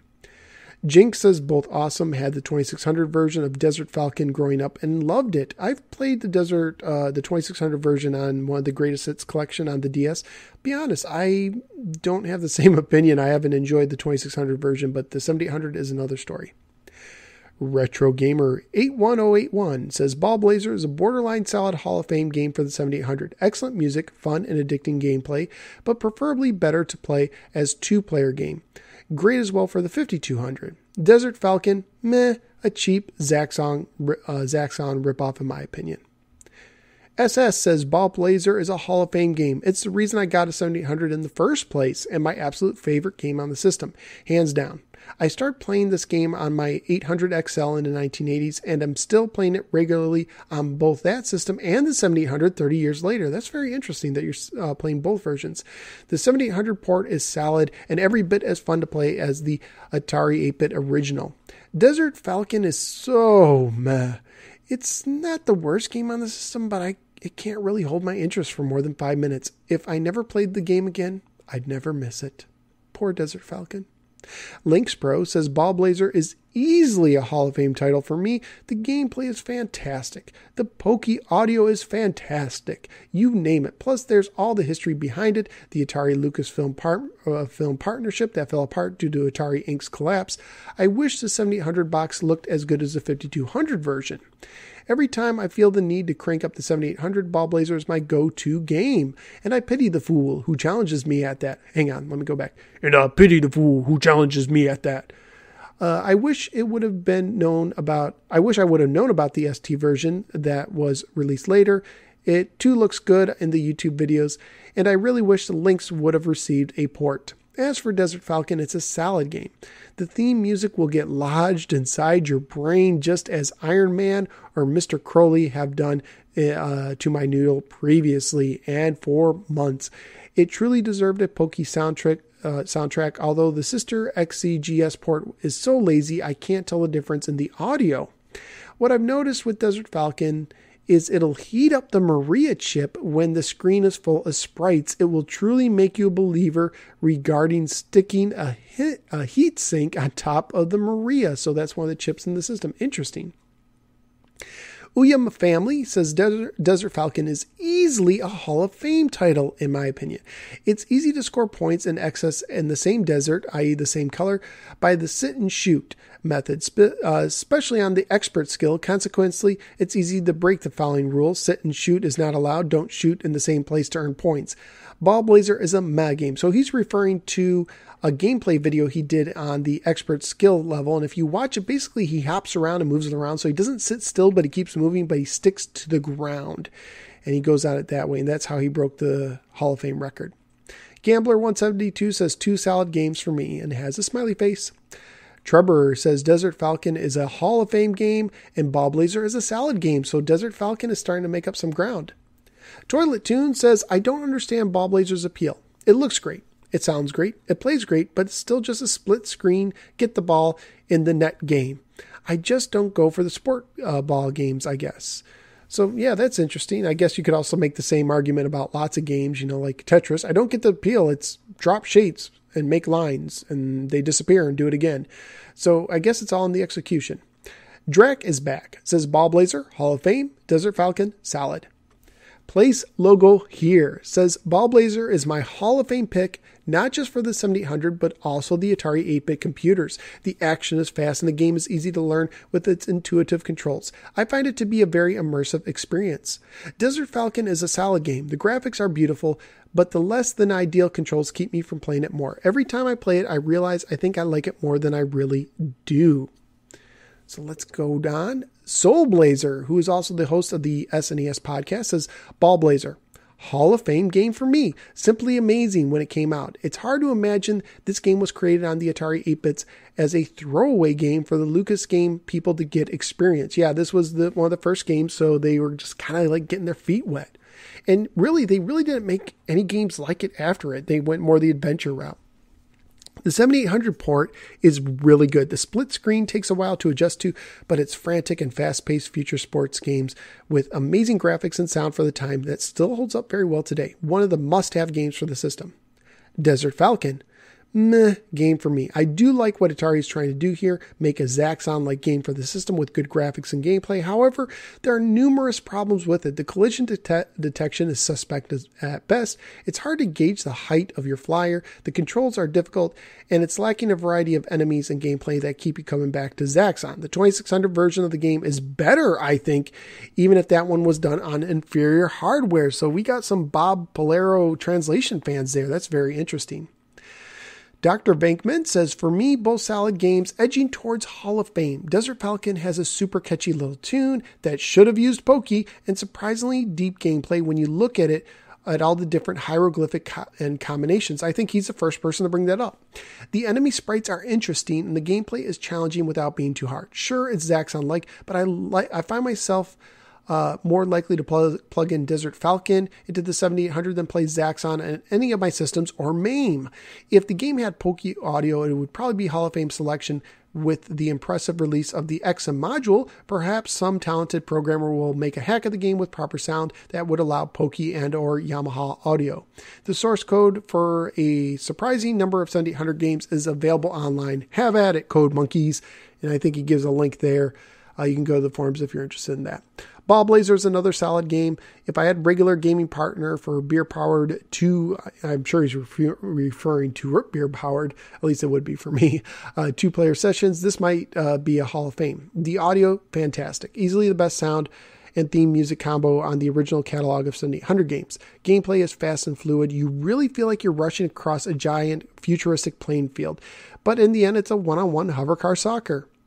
You have to play with a friend to make it worth plugging in. Sadly, the Atari system's age and inevitably wear out. Once common Ballblazer carts are being sacrificed to salvage the Pokey chips to repair 8-bit computers and 5200 systems. Okay, or to provide chips for game hacks like Donkey Kong XM or the home brews like Beef Drop.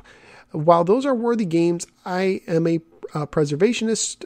I have a preservationist streak inside of me that cringes when old things of value are destroyed, even if it creates something else in the process. It will be a very good thing when the Hokey sound chip becomes available for these newer projects. Save the Pokies, and a smiley face for that. And then Lynx Pro says, Keithan Hagen mentioned yesterday, or Hayenga, I guess that's his name. Sorry if I'm saying names wrong. Mentioned yesterday that the Lucasfilm Games guys had developed Ballblazer Grid first and then built the game and story around it. It was definitely impressive graphics at the time when the 5200 Ballblazer poster was offered as a freebie after the raffle at the Davis Atari party. I unfortunately didn't raise my hand fast enough. And he also goes on to say, Desert Falcon is to Zaxxon what Yar's Revenge is to Star Castle. As for Pokey audio and Desert Falcon, it wasn't done properly in the lazy XEGS port. Inky says Desert Falcon is one of the worst. Wow. Desert Falcon is one of the worst of the original titles. The graphics are muddy, the controls are awful, and it's hard to see your height.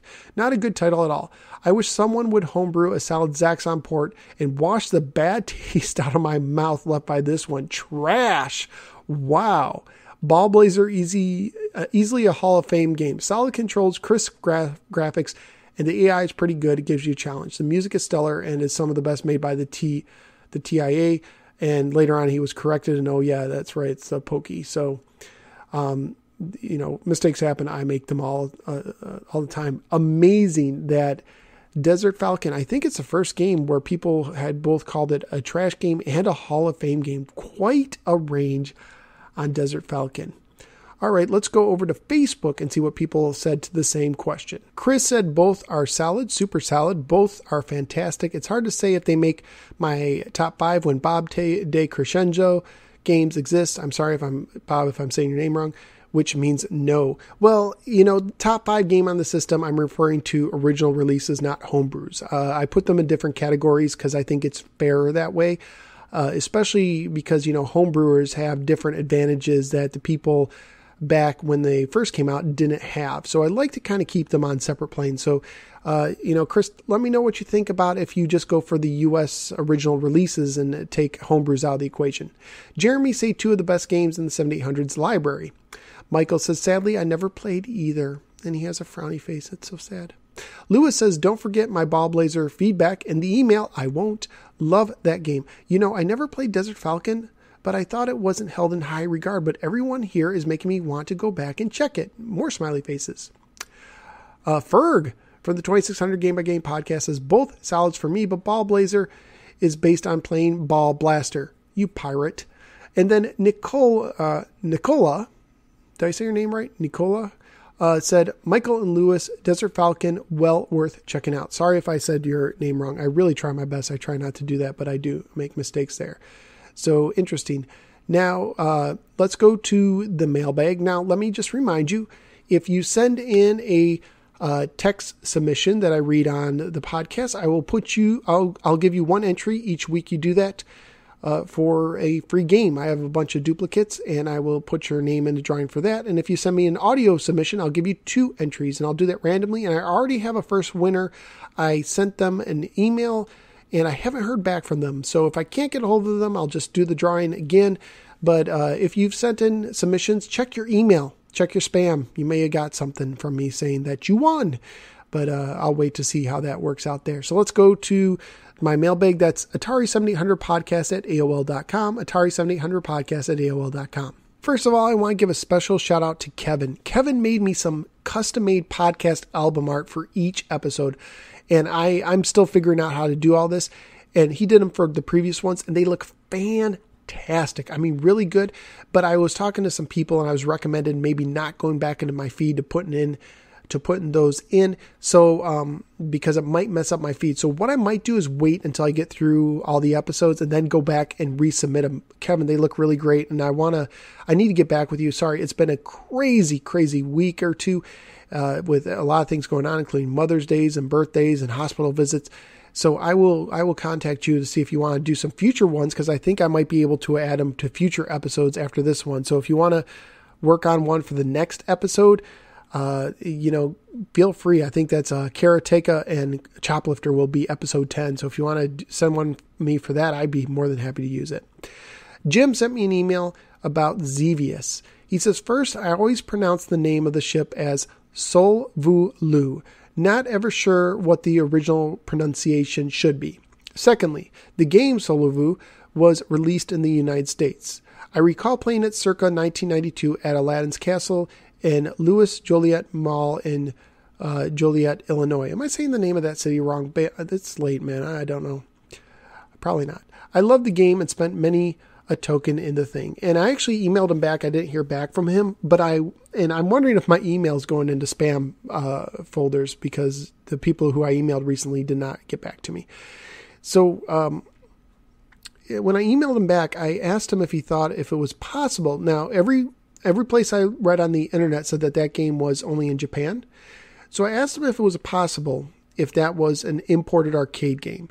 Because Aladdin's Castle was run by Namco, and that's a Namco game. So it's possible that they brought it over as like a, something that you could only play at Aladdin's Castle kind of deal. I remember when Dance Dance Revolution was mega popular and arcades began importing Japanese versions of rhythm games to get them ahead of everyone else. So it's possible that it was in the U.S., but it was an import. So it wasn't officially released in the U.S. They just imported a Japanese cabinet over. As for the blaster, but you could be right too. As for the blaster zapper thing, the game does use the difficulty switch to switch between 1 and 2 button play. But the game also automatically switches between those 2 schemes depending on what kind of controller is plugged in. So I think Asteroids does the same thing. So if you plug in an Atari 2600 controller, both the zapper and the blaster will function with the single button. Love the show. Keep it up. Thanks. P.S. Sean and I are starting yet another classic arcade game podcast called the Pie Factory Podcast. We only got episode 0 out, but our episode 1 should be out soon. And actually, they're up to episode 2. So what they were doing is, I've heard some of it. It seems pretty good so far. I will tell you this, they love to do impressions. So, if you like impressions, you'll want to check them out. They're constantly joking around with each other, but they're focusing on 2 arcade games a week. I think they're trying to do every week. And, they already did. Now, Pie Factory is named after the Donkey Kong stage. That's also called the Cement Factory. That's not in a lot of the home releases, but it is in the arcade versions. The first one, I think they did Donkey Kong and Donkey Kong 3. And then they did just release an episode on Zookeeper, and I'm forgetting the other one, but another arcade game. I can't remember what they did, but they're on iTunes. The Pie Factory Podcast sounds like something Bob the Baker should be hoping. So good luck, guys, with the podcast. All right, let's see. Wade wrote in to apologize for not getting his audio submission to me, but he says that he's enjoying the show. Wade from the Inverse Tasky podcast, and Wade, send it in anyways, man. I want to hear from you. Ed from Mad Latin let me know that I was 100% correct about the Super Twin 78, that it was designed with Robotron in mind. So I look forward to giving you guys feedback on that in the next episode.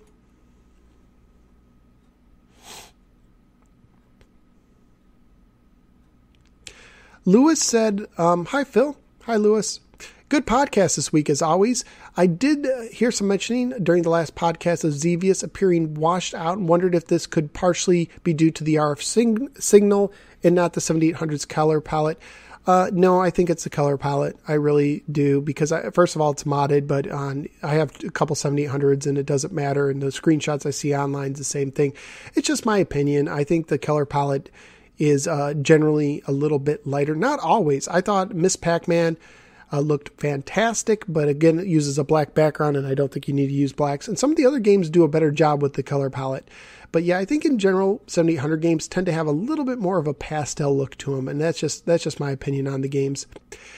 Anyway, I wanted to show you a review I did on Motorcycle. My copy finally arrived, and I played it to death. Check it out, and I will be checking that out later and maybe talking about it more when I get to Motorcycle. All right. Steven wrote in. Hi, Phil. Hi, Steven. First, I want to thank you for your podcast. You're welcome. I recently discovered it and it is really enjoyable. I realize this entry for Asteroids is late. It is not late. I don't consider them late. I just consider it like bonus features at the end of a Blu-ray or DVD. But I wanted to share my story with you. Thank you very much. I appreciate that. I was first introduced to Asteroids in the arcade. I loved the vector graphics as well as the feeling that I was actually flying through space. This is one of the few arcade games that I could play really well. I would normally turn over the score on a single quarter at my local pizzeria. Wow, that's really impressive. I guess this annoyed the owner, as he would always smirk at me when I first walked in. Anyway, I can't remember how many times I played that particular cabinet, but the day finally came when it disappeared from the pizzeria. I remember the owner didn't even say anything to me as I walked in and headed to the back where the game had been. He just laughed when I came back to the counter and ordered my slice of pizza, which I always did after playing the game. Anyway, I never had a 7800 growing up. I purchased my only one back in 2008 and received Asteroids with it. Besides the actual arcade game, the 7800 version is my personal favorite variant. I always thought the rotating asteroids looked cool, I agree, and never thought of them as meatballs. Well, that's just when they were red. When they were first, if you don't remember from that episode, when the programmers first made the asteroids, they were all red, and the programmers called them meatballs as a joke. I think the sound effects are pretty neat in the variant, and to this day, 7800 Asteroids is one of my go-to games. However, I must confess that I only play the game with my Starplex controller. In my opinion, you can only truly enjoy Asteroids with this controller. It really gives you the feeling of playing in the arcade, and the controller is great for Space Invaders too. And I don't know what that is, but I know my Aladdin controller is arcade quality, and it does a really good job with that. A while back, I picked up Asteroids Deluxe for the 7800 by Robert De Crescenzo. I want to say crescendo, like music, but it's crescendo with a Z. So I'll work on it, Robert, Bob, whatever you want to be called. I'll call you. I just need time. From Atari Age and enjoy playing this version as well. I'm thankful that there is a community of people who still enjoy, develop, and produce podcasts for our classic consoles. Kudos to all, and a special thanks to you for your podcast. By the way, my rating for 7800 Asteroids is a must-have. I can figure that out. Lewis wrote again. He says, I also wanted to give my impressions for Robotron, but I didn't have time. But I didn't have it at the time of your podcast. Well, my Robotron cart came a couple days ago and I was able to give it a shot. I have to say that this is one solid port. It's a little less fluid than the arcade one, but the dual stick control works great. I used it with my TAC2 and my Slick Stick, and it seems to have all the elements I remember from the arcade edition. I do have a couple of minor nitpicks though. For example, I noticed right off the bat that you can't move your character while you're appearing, and that great pixel splatter effect when the robots explode is missing almost entirely. That said, I'm torn between Hall of Fame and Solid. It's certainly good reason to get a 7800, but unlike Food Fight, there are plenty other ways to play Robotron. I imagine it was a more compelling selling point back in the when there were fewer ports. Still, it keeps the frantic pace of the original. It's a lot of fun, and yet another game that gives me reason to keep my 7800 hooked up. Looking forward to the next podcast, Lewis. Well, I hope you enjoy it. I got an email from Faro, which is a first-time one, and it's about the 7800, and it's a book, but that's okay. I will take it on. Phil, I want to start by saying I really appreciate you making this podcast. Well, thank you. The Atari 7800 was the first console I owned and is the reason I love video games 28 years later. One of the reasons I enjoy your podcast is because of the stories of other 7800 owners write you. These stories really mirror my childhood. As a 7800 players, we were and still are in the minority. Let's face it, when the 7800 came out, Nintendo was on the verge of dominating the market. I believe worldwide the 7800 sold 4 million consoles. On the other hand, the NES sold about 62 million. Talk about being in the minority. I'm not a mathematician, but the 7800 only held like a 4% market share, more or less. As 7800 owners, most of us had similar experiences. Some kids were still playing their old 2600s, but literally tens of millions were ready to take to or already purchased the NES. Not us, for better or for worse. We were Atari all the way. That sounds like a good t-shirt, Atari all the way. I'm willing to bet that the average Atari 7800 player was one of a kind in his neighborhood. Most likely, we were the only kids on our block that had a 7800. I would probably agree. It'd probably be very rare if at my school, I didn't know anyone else who had a 7800. I didn't know anyone as a kid who had a 7800, just not my school. Back in those days, I only knew of two other kids with a 7800. My buddy TJ, and I'll get back to him later, and a cousin of a cousin of mine, and to me, he really didn't count. I'm only saying that because they lived in another Metro Detroit suburb about a half hour or so away. That's very interesting. I lived in a Detroit suburb, so I wonder where you're from. They were also pretty wealthy, so they had both a NES and a 7800, probably had a 2600 and every other system too. I remember thinking, why would you need an NES if you already had a 7800? I'm going to go back in time a little bit to 1981 to 1982 and talk about the 2600, but trust me, it will all make sense at the end. If it wasn't for the 2600, I would either have never became an Atari fan, or worse, I would have went over to the dark side. Yep, Nintendo. And I mean everyone else was doing it. LOL. When I was just a kid, maybe 7 or 8 years old, I wasn't playing that many video games. The street I lived in had tons of kids on it, but most of them were either in junior high or high school. I'm sure most of them had a 2600, but there were no way they were going to let some grubby little grade school kid play with their video game system. In fact, most of my time was spent running away from them because I would throw rocks or sticks at them as they were walking home from school. Faro, that wasn't smart. My best friend Mike, we called him Mick, spent most of our free time outside playing make-believe games, riding our awesome BMX bikes, and playing football, basketball, or baseball. That's what kids did in the 80s. Most of us played outside till the streetlights came on. I'm with you there, even though I did play a lot of video games too.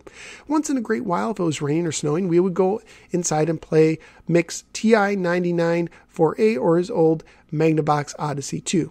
The TI was pretty cool. Graphics were better than 2600. The Odyssey, well, that console wasn't so great, but there was one or two games we kind of enjoyed. One of them was Pickaxe Peak.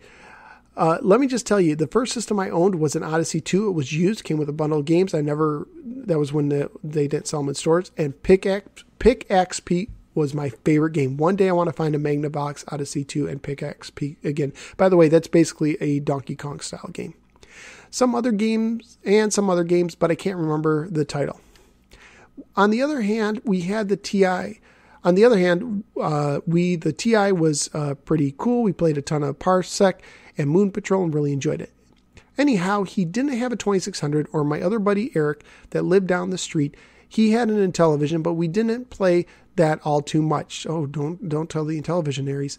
Now, there was one kid, Danny. He lived just down the street from me, maybe 8 or 9 houses down, and he was just about my age, maybe a year or so older. Now, Danny had a 2600, but none of us really hung out with him much.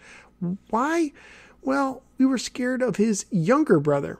It wasn't his brother's fault, you see. He had some kind of disability, and out of nowhere, he would fly off the handle. Once that happened, he would chase us around with anything he could get a hold of. Pipes, shovels, baseball bats, or who knows what else he would have grabbed. We didn't want any part of that. I guess if someone was chasing you with that kind of stuff, that would be understandable. Once a week, pretty much every Sunday, my family and I would go over to my cousin Frank's house. They lived maybe 40 to 45 minutes away from us.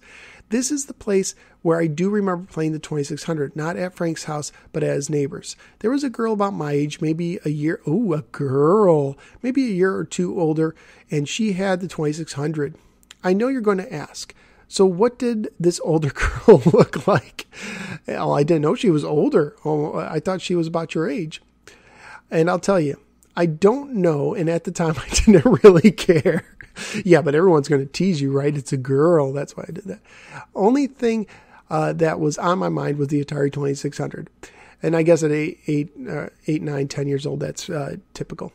Every once in a while, I would go over to her house and we would play some Atari. Sometime later that year or the following year, my cousin Frank and his family moved. They stayed in the same city and not too far from where his old house was, maybe 2 miles away, but that was the end of my Atari playing days, at least for a little while. It was Christmas, 1983. Yep, right after the start of the great video game crash, which I knew nothing of till way later in life. I think that goes for most of us. I think businessmen and toy stores knew about that, but most of us kids had no idea. And that was limited to the United States, by the way. My family and I were at Frank's opening up Christmas gifts, and I'll tell you, I can't remember what I got for Christmas that year. Maybe a He-Man action figure. Who knows? And at the time, I didn't care. It was Frank's turn to open his gift. And I remember his older sister, Angie, standing there smiling. She knew what it was. The box was pretty big. I remember thinking, what could it be? He ripped the package open and bam! It was an Atari 2600, the Vader version, all black. Again, didn't know that at the time. I believe Pac-Man and Combat were the packing games, and that would make sense because there was a time when the Vaders came with those two games. Wow, this is awesome. But Frank was not so excited. I mean, he wasn't unhappy, but it was nothing like me. I was pumped. I remember him distinctly telling me he really wanted a ColecoVision. What the heck is a ColecoVision? He said it was a newer console with better games and graphics. Whatever, I wasn't buying it. Come on, let's hook up this bad boy. So we did and loved it. Atari was awesome, and you know what? Frank was enjoying it too. As bad as most people say Pac-Man was or is, we thought it was great, and we never knew any better. And I'm with you. I actually can still enjoy 2600 Pac-Man, and as a kid, I enjoyed it as well. I knew the arcade version was a lot different, but I also knew that most, if not all, the 2600 games never looked nearly as good as they did in the arcade. And that's true. I mean, what game looked as good as the arcade on the 2600? So we enjoyed it for what it was, and to me, it was a fun game. Side note, I don't think Frank knows anything about this, but he soon will. Every so often, I would spend the night at Frank's. On one particular morning, I got up earlier than anyone else. It was probably about 5 a.m. I went into the den that the room that the 2600 was in and fired it up. I was thinking, I have it all to myself. So I was playing a mean game of Pitfall and, oh no, the black rubber grip on the 2600's controller ripped right off. Crud. He was a little more colorful, but I have a kid's rule. Never mind. I put the rubber grip back on, shut the system off, and put everything away and went back to bed. Frank was 3 years older than me and at the time much bigger, and there was no way that I was taking the fall for this. Later on that morning, he went to play the 2600, and what do you know? The grip came off right in his dirty little hands. He had a feeling I was the one behind this, but he also didn't have any proof, so I was off the hook. Sorry, cuz. As the weeks went by, I would continue to go to Frank's. It seemed like every week he would have a new game or two. I know of a few were probably games his friends let him borrow or have, but he bought, or at least I thought he bought, a lot of them too. Now let's think about this. It was 83, 84. The great video game crash was happening right in front of our own little eyes. We knew nothing of it. How was Frank managing to get a game or two a week? At first I thought, boy, is he five-finger discounting these games? Try and say that 5 times fast. 5-finger discount. Okay. Or is it possible that there's a black market on video games at the local junior high? Of course not. He was getting these games from the bargain bins at KB Toys where Ferg was selling them. Or I added the Ferg part. Toys R Us or the local odd lot store now called Big Lots. Like I said, the industry was crashing. We didn't know any better. For whatever reason, these games were all being marked down, and Frank and I were greatly benefiting from this. One day he came home with Yar's Revenge. Awesome game. It had an orange price label on it. I'm not sure how much it was, maybe $4.99. Looking back at all this, it makes sense. The video game crash. New games every week. Pitfall, Demon Attack, Football, Space Jockey, Cosmic Arc, Space Attack, Berserk, the list goes on and on. And at the end of 2 or so years, he had around 30 games with a few extra controllers. What a great collection and great times. Time went by about 3 or so years, and maybe a little more, a little less. I believe it was sometime 87, maybe 86, but 87 seems to ring a bell. I continued to play the 2600, but Frank, on the other hand, didn't really play it all that much. I remember him playing an occasional game of Pac-Man or one of his other favorites, Demon Attack, but that was about it. That was fine with me. I got to play 2600 all by myself. Well, my little sisters would try and get a game in or two, but that's about all I would let them have. Faro, man, what are you doing? Throwing rocks at bigger kids and not letting your sisters play Pac-Man? Come on. All right. Like I said, it was about 3 years later. My mom, sisters, and I were shopping at Meijer Thrifty Acres, and it was a weekly ritual. We shopped there almost every Saturday. If you don't know what Meijer's is, and it's been a long time since I heard someone call it Meijer Thrifty Acres. My mom would call it, and I remember calling it that. He's going to explain it. Okay, Meijer's is a huge chain here in Michigan and surrounding states. It's in the Midwest. Think of it like a super Walmart, just better. I would always wander off into the toy and video game section, just checking things out. And I'm going to stop right here. So Walmart, I didn't have a Walmart in my area, but I did have Meijer's. There were several of them. And what Meijer's is, it's like half the store is a grocery store and half of it is your durable goods. So you can go there and buy a t-shirt, jeans, get all your groceries, go to the bakery. You could buy electronics, your, at the time, cassettes, or records, whatever. You could buy it all, and they had a toy section and a video game section as well. And when I was in college, I actually worked at Meijer's in the toy/video game section. So I have some context there. Now, I do understand that in this time frame, Nintendo was really taking off with their NES, but honestly, I didn't care too much about it. I do recall kids talking about it in school. I'm not sure why I didn't have much interest in it. I knew it was a new console and it was gaining steam, but I also recall looking at some games at a local KB Toy and thinking, wow, these games are expensive. Yeah, especially back during those times. As far as the NES goes, I really don't remember too many of the neighborhood kids having one. Like I said earlier, most of the time we spent was outside. There was a good chance that these kids did have an NES, but I can't say for sure. I know my buddy Mick didn't have an NES, and I don't recall Eric having one. I do remember Chris, Eric's best friend, having one, but we weren't all that tight, and there was no way to tell if Danny had an NES. You couldn't pay me to go over there. I liked my face just the way it was. Not saying I was GQ, but better than the alternative. Okay, so back to Meijer. We were at Meijer and something caught my eye. It wasn't the NES. It kind of looked like Atari, but it was sleeker and had different controllers. What's this? I picked up the box. It read Atari 7800 Pro System. What? Atari had a new system and it was a Pro System? I looked over the box, flipped over side to side, checking out the games on the back. Wow, these graphics are awesome, and it comes with pole position too. I love pole position at Chuck E. Cheese, and this was the second version. I never even knew they had another pole position. Well, this Pro System, of course, it's going to have pole position too packed in. Wait a second. It plays 2600 games. Oh, snap, it's on. Even if I had a smidgen of interest in the NES, which I did not, it can't compete with the 2600 library and the up-and-coming 7800 games. At least for me, it couldn't. You see, when I read that it plays almost all the 2600 games, the wheels in my brain started turning. You could smell the wood burning. A light bulb lit up right over my head, and I knew my cousin Frank didn't play the 2600 all that much. And we were pretty tight. Well, maybe not that tight, but I figured Frank would let me borrow a few games from week to week and I would be all set. Even if he said no, I would take them anyways. Besides besides his mom, my Zia is aunt in Italian, would let me borrow games. Crud, she would probably tell me I could keep them.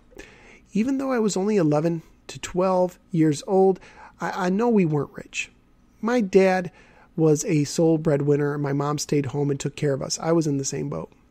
We were middle class, not lower middle class, not upper middle class, but right in the middle. Atari was my best chance. My parents didn't know how much about video games, but they knew of Atari, but they had no clue what Nintendo was either. Even if I wanted an NES, I would have never have that many games for it, and I couldn't borrow any because my closest friends didn't have one either. Besides, there was no way my parents would buy more than 2 NES games a year. I mean, come on. Even in the late 80s, they were around $40 to $50. 7,800 games were less expensive, but I guarantee I wouldn't buy me more than 4 of those either. On the other hand, 2,600 games were cheap, 99 cents to maybe $9.99 tops. And I remember Frank had 30 games. The 7,800 was the way to go. Getting back to the 7800, boy, I was excited. Now I had to figure it out. I was only 11, 12 years old. I believe the console was priced at $150. Wow. When I bought it, I think it was 87. It was $80 at Toys R Us. But maybe Meijer, I don't know. Meijer didn't usually overprice. So, interesting. So there's zero chance of me buying it and my parents wouldn't just pony up the cash. How was I going to convince mom and dad I had to have it? Christmas, that's how. In my family, we're going to get something you really wanted. It would be Christmas. Something on your birthday, but for some reason, most of the gifts I really loved were given to me on December 25th, Christmas Day. We went on our grocery shopping. I didn't say a word, but when we got home, I gave my mom the big news. Mom, I want an Atari for Christmas, but not just any Atari. I want the one that has the big 7800 on the box. I wanted to make sure I didn't end up getting a 2600 instead. Smart move. That wouldn't have been horrible, but not even close to as good as the system the pros play. I also explained to her that I could use Frank's games, and if I wanted a few more throughout the year, they were much cheaper than the other console. She knew nothing of. To my surprise, she was okay with it. She said, wait till Christmas and maybe you'll get one. That was awesome news. I was so excited. Not sure exactly when, but sometime from the first time I seen the 7800 at Meijer and Christmas, I was talking to my school buddy TJ. Told you I'd get back to him. Anyway, I remember telling him that I was going to get an Atari 7800 for Christmas. He said, "Oh, that's cool. I have a 7800." Really, I had no clue. I asked him what he thought about it. He said he liked it, and there were some pretty cool games for it. And I remember him saying the controller top spun around in circles. I believe he said he had 10 or so games for it. Then he dropped a bomb. You want to buy mine? Buy yours. Why? Are you selling it? I'm sure you can guess. Nintendo. Yep, he was getting a Nintendo for Christmas. He really wanted ice hockey. I remember that specifically. The funny thing is it didn't think twice about it. That didn't shy me away a bit. I still wanted the 7800, and now's my chance to get one sooner than Christmas with a handful of games. When I got home from school that day, I told my mom the great news. Mom, I don't have to wait for Christmas to get an Atari. My buddy at school will sell me his for a good price, and it comes with a bunch of games. Well, Mom wasn't having any part of it. Nope, wait till Christmas and maybe we'll get a brand new one. Man, I was bummed. I honestly thought I would be playing the 7800 the next day. Something good did come of it. TJ did offer me to let me borrow some or all of his games, and I could buy whatever ones I liked. So on the last day of school before Christmas break, he lended me a few games: Xevious, Food Fight, Centipede, Dig Dug, and possibly a few others. That's a good set to borrow. So the day came, it was Christmas, and yeah, I got my 7800. Now this is kind of odd, and you're going to think I'm crazy, but I don't remember that much about that Christmas day. I know I received the console, but I can't remember if it was at our house or my cousin Frank's house. I don't even remember opening it. I don't know. Maybe I was in some sort of a shock state. I do remember hooking it up at Frank's house and firing it up. In those days, I thought the Pro lines were pretty sweet and way better than 2600 sticks. Not so much now. I inserted pole position 2 and thought, wow, these graphics are awesome. Food Fight was great. Xevious was sweet. Centipede was just like the arcade, and Dig Dug was so much fun. Best of all, I could play my favorite 2600 games. I was happy, happy boy. Every Christmas, Frank's parents would host a Christmas party. Probably 30 to 40 people, and a bunch of them were teenagers. Most of us would gather in the den and watch TV or play some games. Well, this year we were playing my video game system, the 7800. I was sitting there playing a game, and one of Frank's cousins asked me, 7800? Why didn't you get a Nintendo? Man, what's up with all the Nintendo cred? I told her I didn't know. I just wanted Atari. Point is that most of us 7800 owners had to deal with Nintendo and Nintendo this and Nintendo that. That is true. The day after Christmas, my family and I packed up the card and were getting ready to head home. Before we left, what did I do? I packed up my 7800, my games, plus pretty much, if not all of Frank's 2600 games. I took them home and played the crud out of them. And by the way, in case you don't realize, I edit some words, and they're not, you probably wouldn't call them swear words or cussing, but I have this rule where I won't, if my kids, who I have young kids, I have, under 10-year-olds, they're all under 10, some of them are very young. I have this rule where if I don't want them to say it, I won't say it. So that's just why I'm doing this. It's no offense intended, and I'm not upset at all, but that's why I do that. I ended up buying a handful of games from TJ. As the months went by, I brought some pretty cheap 2600 games and a few 7800 games. I recall Choplifter and Karateka being one of them. Every once in a while, which I'm going to be reviewing next week, every once in a while we would go to the mall and I would end up with another game. Sometimes 2600, sometimes 7800. I'm right up there with you. They weren't expensive. Maybe $15 for a 7800 game, tops $20. So my mom was okay with buying me a game once in a while. As far as my favorite games go, I had more than one favorite game for the 7800 and a few 2600. If it was just me playing, I'd always put in Xevious. I love the sound and graphics. Man, was it hard. I also love Dig Dug and Food Fight. If my buddies came over, we'd almost put Centipede and play 2-player mode. That would go on for hours. We could also play Joust a lot too. On 2600, I enjoyed Demon Attack, Cosmic Arc, Chopper Command, and of course Pitfall. Those are probably my favorites, but most of my games got plenty of playtime. I know a lot of people would say that you would have been better off with the NES, but I disagree. I love the Atari. I was able to get and play a ton of games for free, and it was never a huge issue for my mom to buy me a $10 or $20 game. If I would have chosen the NES, it would have never happened. Trust me, parents were not going to spend $50 on a game. I had a great time with my 7800. My sisters liked it. My buddy Mick and Paul liked it too. We loved playing those games. I'm not going to lie. After about 3 years, yes, I moved on to other systems, but what system? I'm curious. But I never lost any love for my 7800. Mike liked it so much that for a short time he actually owned one. I think I stopped playing it a little while, so I sold it to him. I figured if I ever wanted to play the system, it was across the street. Well, that didn't last long. I wanted it back. Just a short time later, we made a trade. I gave him my Joe Dumars rookie card, his favorite Detroit Piston, for the 7800. I was more of an Isaiah Thomas guy at that time. All the games and one extra game he bought, Pete Rose Baseball. So it's been about 28 years and I still have my original 7800 with the original Pro Line joysticks and a few other games. Guess what? It works great. Bet you can't say that about PlayStation or Xbox. For a while there, the console was boxed up, but the majority of the time it's been hooked up, plugged in, ready to go. My kids enjoy playing it today. Well, that's really like watching me play it. Food Fight is their favorite. Yep, 28 years later, I still have Frank's 2600 games. He never mentioned a word about him. As the years passed, I picked up a few 7800 and 2600 games. I just recently bought Robotron and Ballblazer for the 7800 and picked Space Invaders ET and Raiders of the Lost Ark for the 2600. That's quite a interesting selection there. I don't claim that either system was the best systems created for it, but if it wasn't for Atari, we may have never had a console like the NES, Master System, Genesis, and so on. As with so many other retro games, I hold Atari near and dear to my heart. Faro. And if I'm saying your name wrong, is it Faro? Probably Faro. It's Faro. P.S. Phil, I know this is kind of long. Truthfully, I could have made it longer. This is my actual story, and I hope you find a few minutes, actually more than that, but that's totally okay to add it to your podcast. Please feel free to correct any grammatical or spelling errors. I don't care. I corrected the spelling errors. I did this while I was on my lunch break, so I was a little bit in a hurry.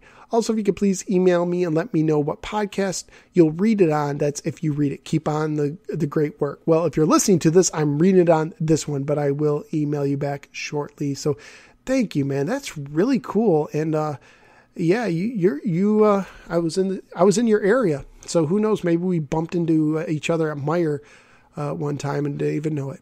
So thanks again. Last text submission comes from Ferg from the 2600 Game by Game podcast. So let's see what Ferg has to say in this edition of the Ferg Files. Hi, Phil. Hey, Ferg. I really enjoyed the Robotron and Xevious episode. You're doing great work here. Well, thanks. Golly shucks. When I pulled my copies of this week's episode's games out to try them out, I noticed there was a gap in the part numbers. I thought maybe you were planning something for those, but when I looked them up in my digital press guide, they were Track and Field, Junior Pac-Man, and Millipede. Thanks for bringing that up. I was going to bring that up and I forgot to. So yeah, it's a shame those weren't released or possibly even made. I don't think prototypes have been found for these. And as these were older arcade titles, they're right up my alley. Bob Day Crescenzo did create a port of Junior Pac-Man, and his stuff is always good. On to the games. First with Ballblazer. I got a brand new copy back in the 90s. I don't think I played this version then, as I had it also for the 5200 and 800. The previous 800 owner kindly pirated a leaked version of the game, then called Ballblaster. See, I knew you were a pirate. Well, actually, you're just, borrowing the pirates. Never mind. Sadly, I cannot play it now either. I think maybe it's due to a bit of rot. I get the 7800 screen that the Atari game triggers, I think, but there's nothing. I guess I no longer have a complete set. In my opinion, this super fueled version of Pong with extra bells and whistles is definitely worth seeking out. If I'm allowed to give it a solid rating just for the game in general, then I will do that. You're allowed. I wonder if someone went in and took your pokey chip when you weren't looking. As for Zaxxer, Desert Falcon, it was a new game to me when I started collecting in the 90s. As I implied rather clumsily, this is a kind of a ripoff of Zaxxon, but adds some treasure hunting and collecting. I like the idea, but I'm horrible at Zaxxon. While this game is not as crammed full of stuff as Zaxxon, it seemed to me that I died a lot more than I did in Zaxxon. By hitting the columns and pyramids or getting shot by the enemies, of which there were a lot less than there are in Zaxxon. I will stop saying Zaxxon now. I thought the sound was well done, besides the bad note limitations of the 2600 sound chip. Visually, I thought it could do a little bit more with the color. It seems washed out to me. I really like that the Falcon hopped while on the ground, really like a bird, and that you could swim in the lakes. I like that too. That part was really cool. I was surprised the first time I went to a lake because I'm a man and I didn't read the manual first, and I avoided the water because games have taught us that water is dangerous, especially to frogs. Yeah, what is it about water? It's like it can be 1 inch, but everybody dies in water, except in Desert Falcon. It just goes to show how powerful Desert Falcon is. I had trouble with the controls. Many times I wanted to skeeter over to the left to pick up some treasure. I would end up in the air and miss it entirely. I need to play more to get a handle on the controls because I did enjoy the game despite being frustrated with the poor control. I would like to get farther into it. So I will give Desert Falcon a solid rating as well. I didn't know if you have or saw the 2600 version of this, Phil. I played it right after the 7800 version and it sounds exactly the same. Yes. It was weird hearing that and looking at the orange blob that no way resembled the Falcon, but I don't want to spoil it. Make sure you tune into my show in 2018 for the scoop. Thanks again for the show, Phil. Take care. Ferg, your host of the Atari 2600 Game by Game podcast. And I do look forward to hearing your opinion on it. I remember not enjoying it, but now that other people said I like the 2600 version, I may have to try it again and see what I think. I really haven't given it adequate amount of time. All right, guys, that's all the text submissions. Finally, we have an audio submission from Shinto. So let's go ahead and see what Shinto has to say in this edition of Shinto Says. There was a time in the mid-90s when my friends would come over to my place to play Atari games. Even though they were in no way current in the age of Super Nintendo and Sega CD, it turns out the Atari games were still fun, and I had a lot of them. They still are. I still do, even more. I plugged in Desert Falcon for the 7800, and as I started to show them how to play, my friend Chewy commented, "Atari games always have the best music."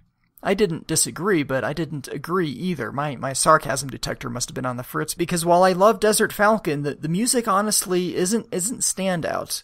The melody is fine, but the sound itself is sort of grating with the 2600 audio hardware. And even though I am a diehard Atari fan, I can acknowledge that Atari consoles and great music don't necessarily go hand in hand. So I said nothing, and we just played some Desert Falcon, alternating among the 3 or 4 of us. When my brother and I played Desert Falcon, this would have been several years earlier, our main strategy was to always go for the warp superpower by collecting the cane, eye, and bowl hieroglyphics. Cane, eye, bowl. Cane, eye, bowl. We were in it to see how far we could get, to see the next weird palette swap. And I have to say it was really satisfying to complete that hieroglyphic sequence right at the beginning of a level. That way you can just zoom through the whole thing to the Sphinx at the end. Our high score binder didn't record which level we reached, just the top score of 112,730 set by my brother on the beginner skill level. There's no date on that entry for some reason. I'd guess it'd be 1989 or 90. I'm going to give Desert Falcon a rating of solid. It's probably in my top 10 for the Atari 7800. I think the controls are great. If you play first-person shooters with the inverted Y-axis, the way nature intended, then you should have no trouble with the controls here. I actually have an easier time gauging my height in Desert Falcon than I do in Zaxxon, for some reason. I love the graphics in this game, especially the howling sphinx and the well-animated bird. I like how the flapping changes when you're right off the ground. It's a nice little touch. And in retrospect, I don't think my buddy Chewy was being sarcastic about the music. It is kind of catchy. It's been going through my head for the last week or so. But if you want great music in Atari games, listen to Ballblazer. And what's better, it looks and plays as great as it sounds. This game is freaking awesome. Back in the 80s, it was so unlike any other game we played between the music and the fast, crazy smooth 2-player action.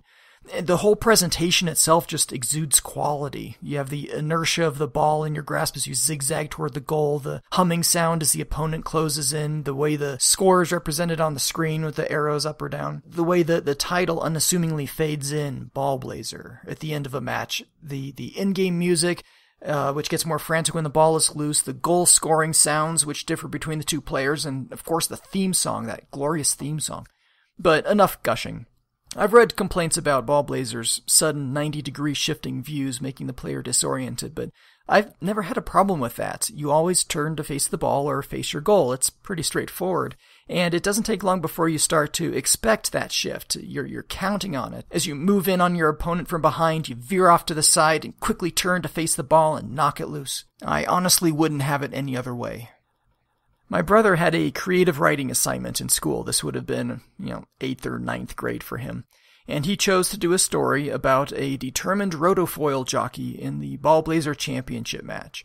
I sadly don't have a copy of that report. I'd have to read that again. I checked all my old files. But if memory serves, he didn't get a very good grade on it. Clearly, his teacher had never played Ballblazer. Where my brother fares well, though, is in the high score binder, where it's noted he defeated Droid 8, which is not an easy thing to do.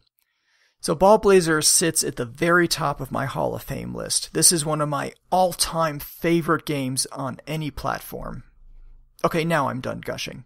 I've got one more story. It's a bit more recent. My son, who is 7, had finished all his homework and chores last Sunday night, and had a little bit of time yet before bedtime, so he asked if he can play some video games. I said sure, and started to fire up the PS3 in the family room. But no, he didn't want any PlayStation games. He wanted to play some Atari games. Wow, awesome. See, the day before, Saturday usually does come before Sunday, I was doing a little show prep for the 5200 Super podcast. In other words, I was playing Zaxxon. My son walked in, watched a bit, and then wanted to try some other 5200 games, so we did.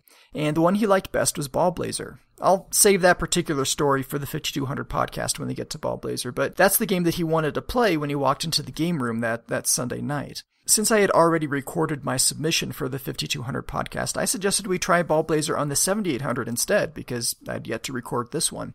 So we played a 3-minute round of that, and actually spent much more time after the game just zooming around the grid and listening to the music. I then plugged in Desert Falcon for a few minutes because that's the other game in this episode, and my son seemed to like it well enough. As he was getting ready for bed, he told me, my favorite game is, of course, Minecraft, but my second favorite is Desert Falcon. I was surprised. Desert Falcon? Really? Well, how could it not be? You're a bird that shoots arrows. I love that kid.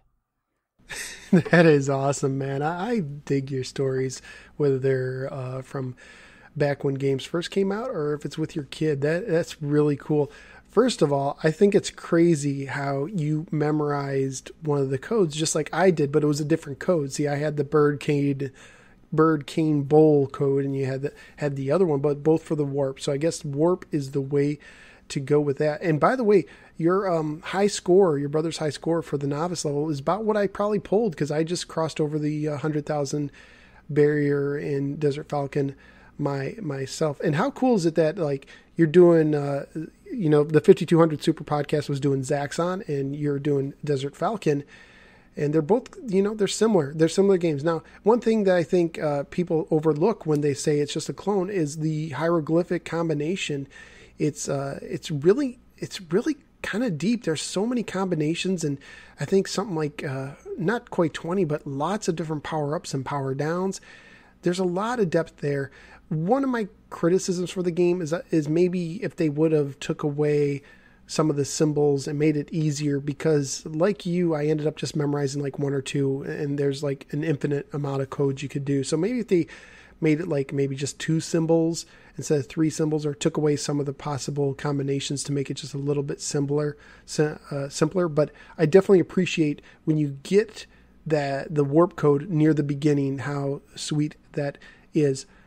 And your discussion on Ballblazer makes me want to pop it in again. Wow, one of your greatest games of anything.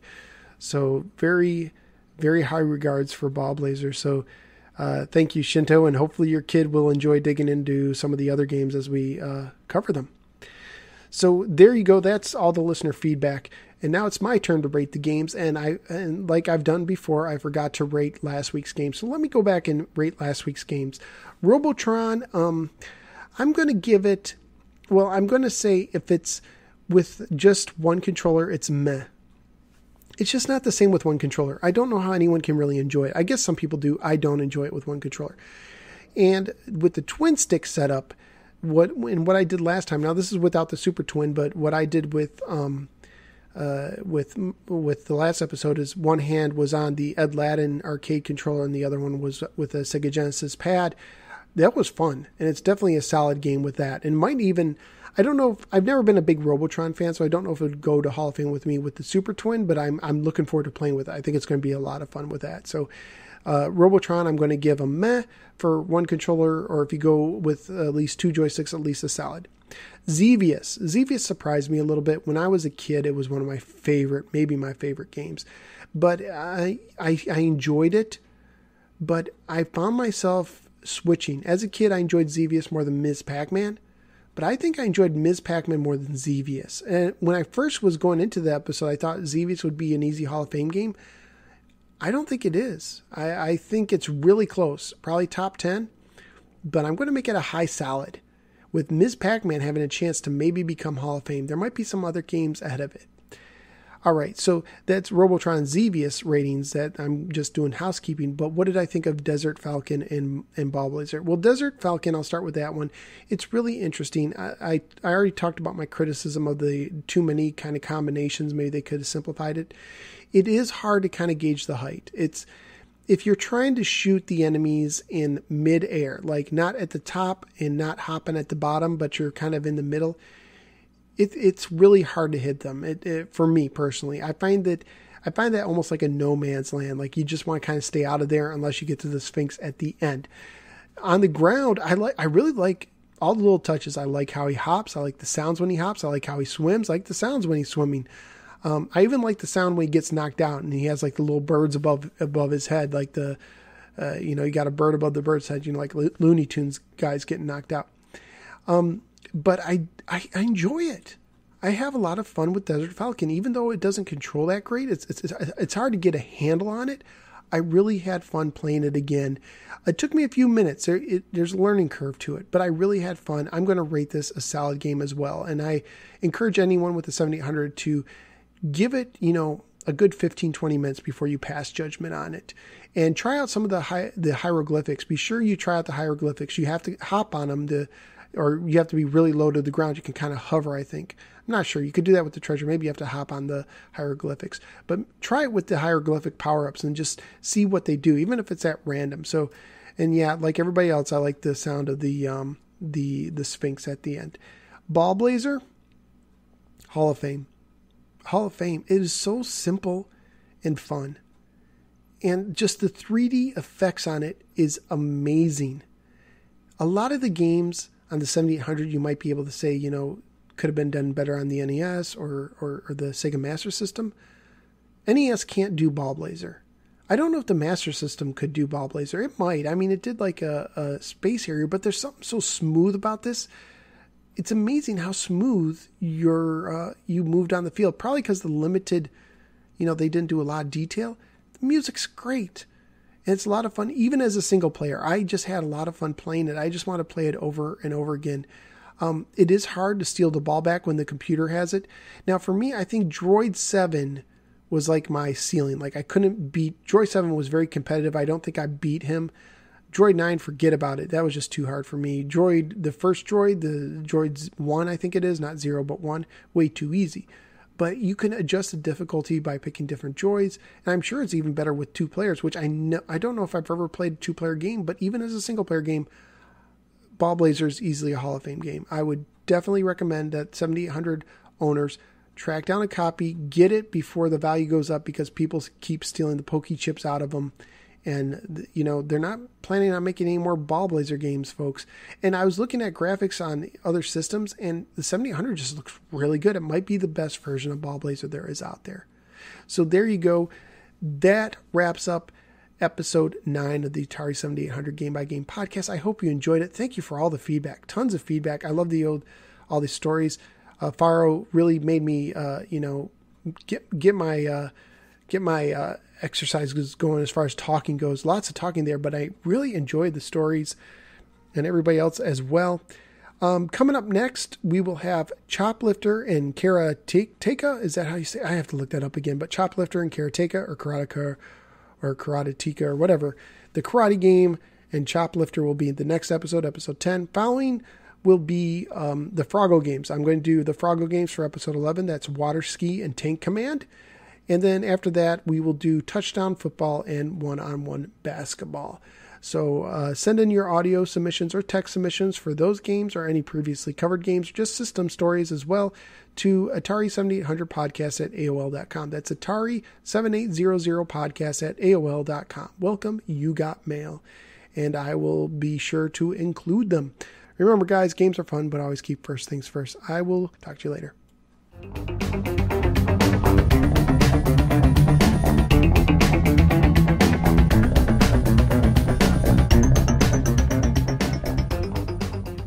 The Atari 7800 Game by Game podcast is a part of the Retro Junkies network, and was recorded live at No Swear Manor. Be sure to check out the No Swear Gamer on YouTube, which is chock full of retro goodness. I am beginning to like this job. I must be going crazy.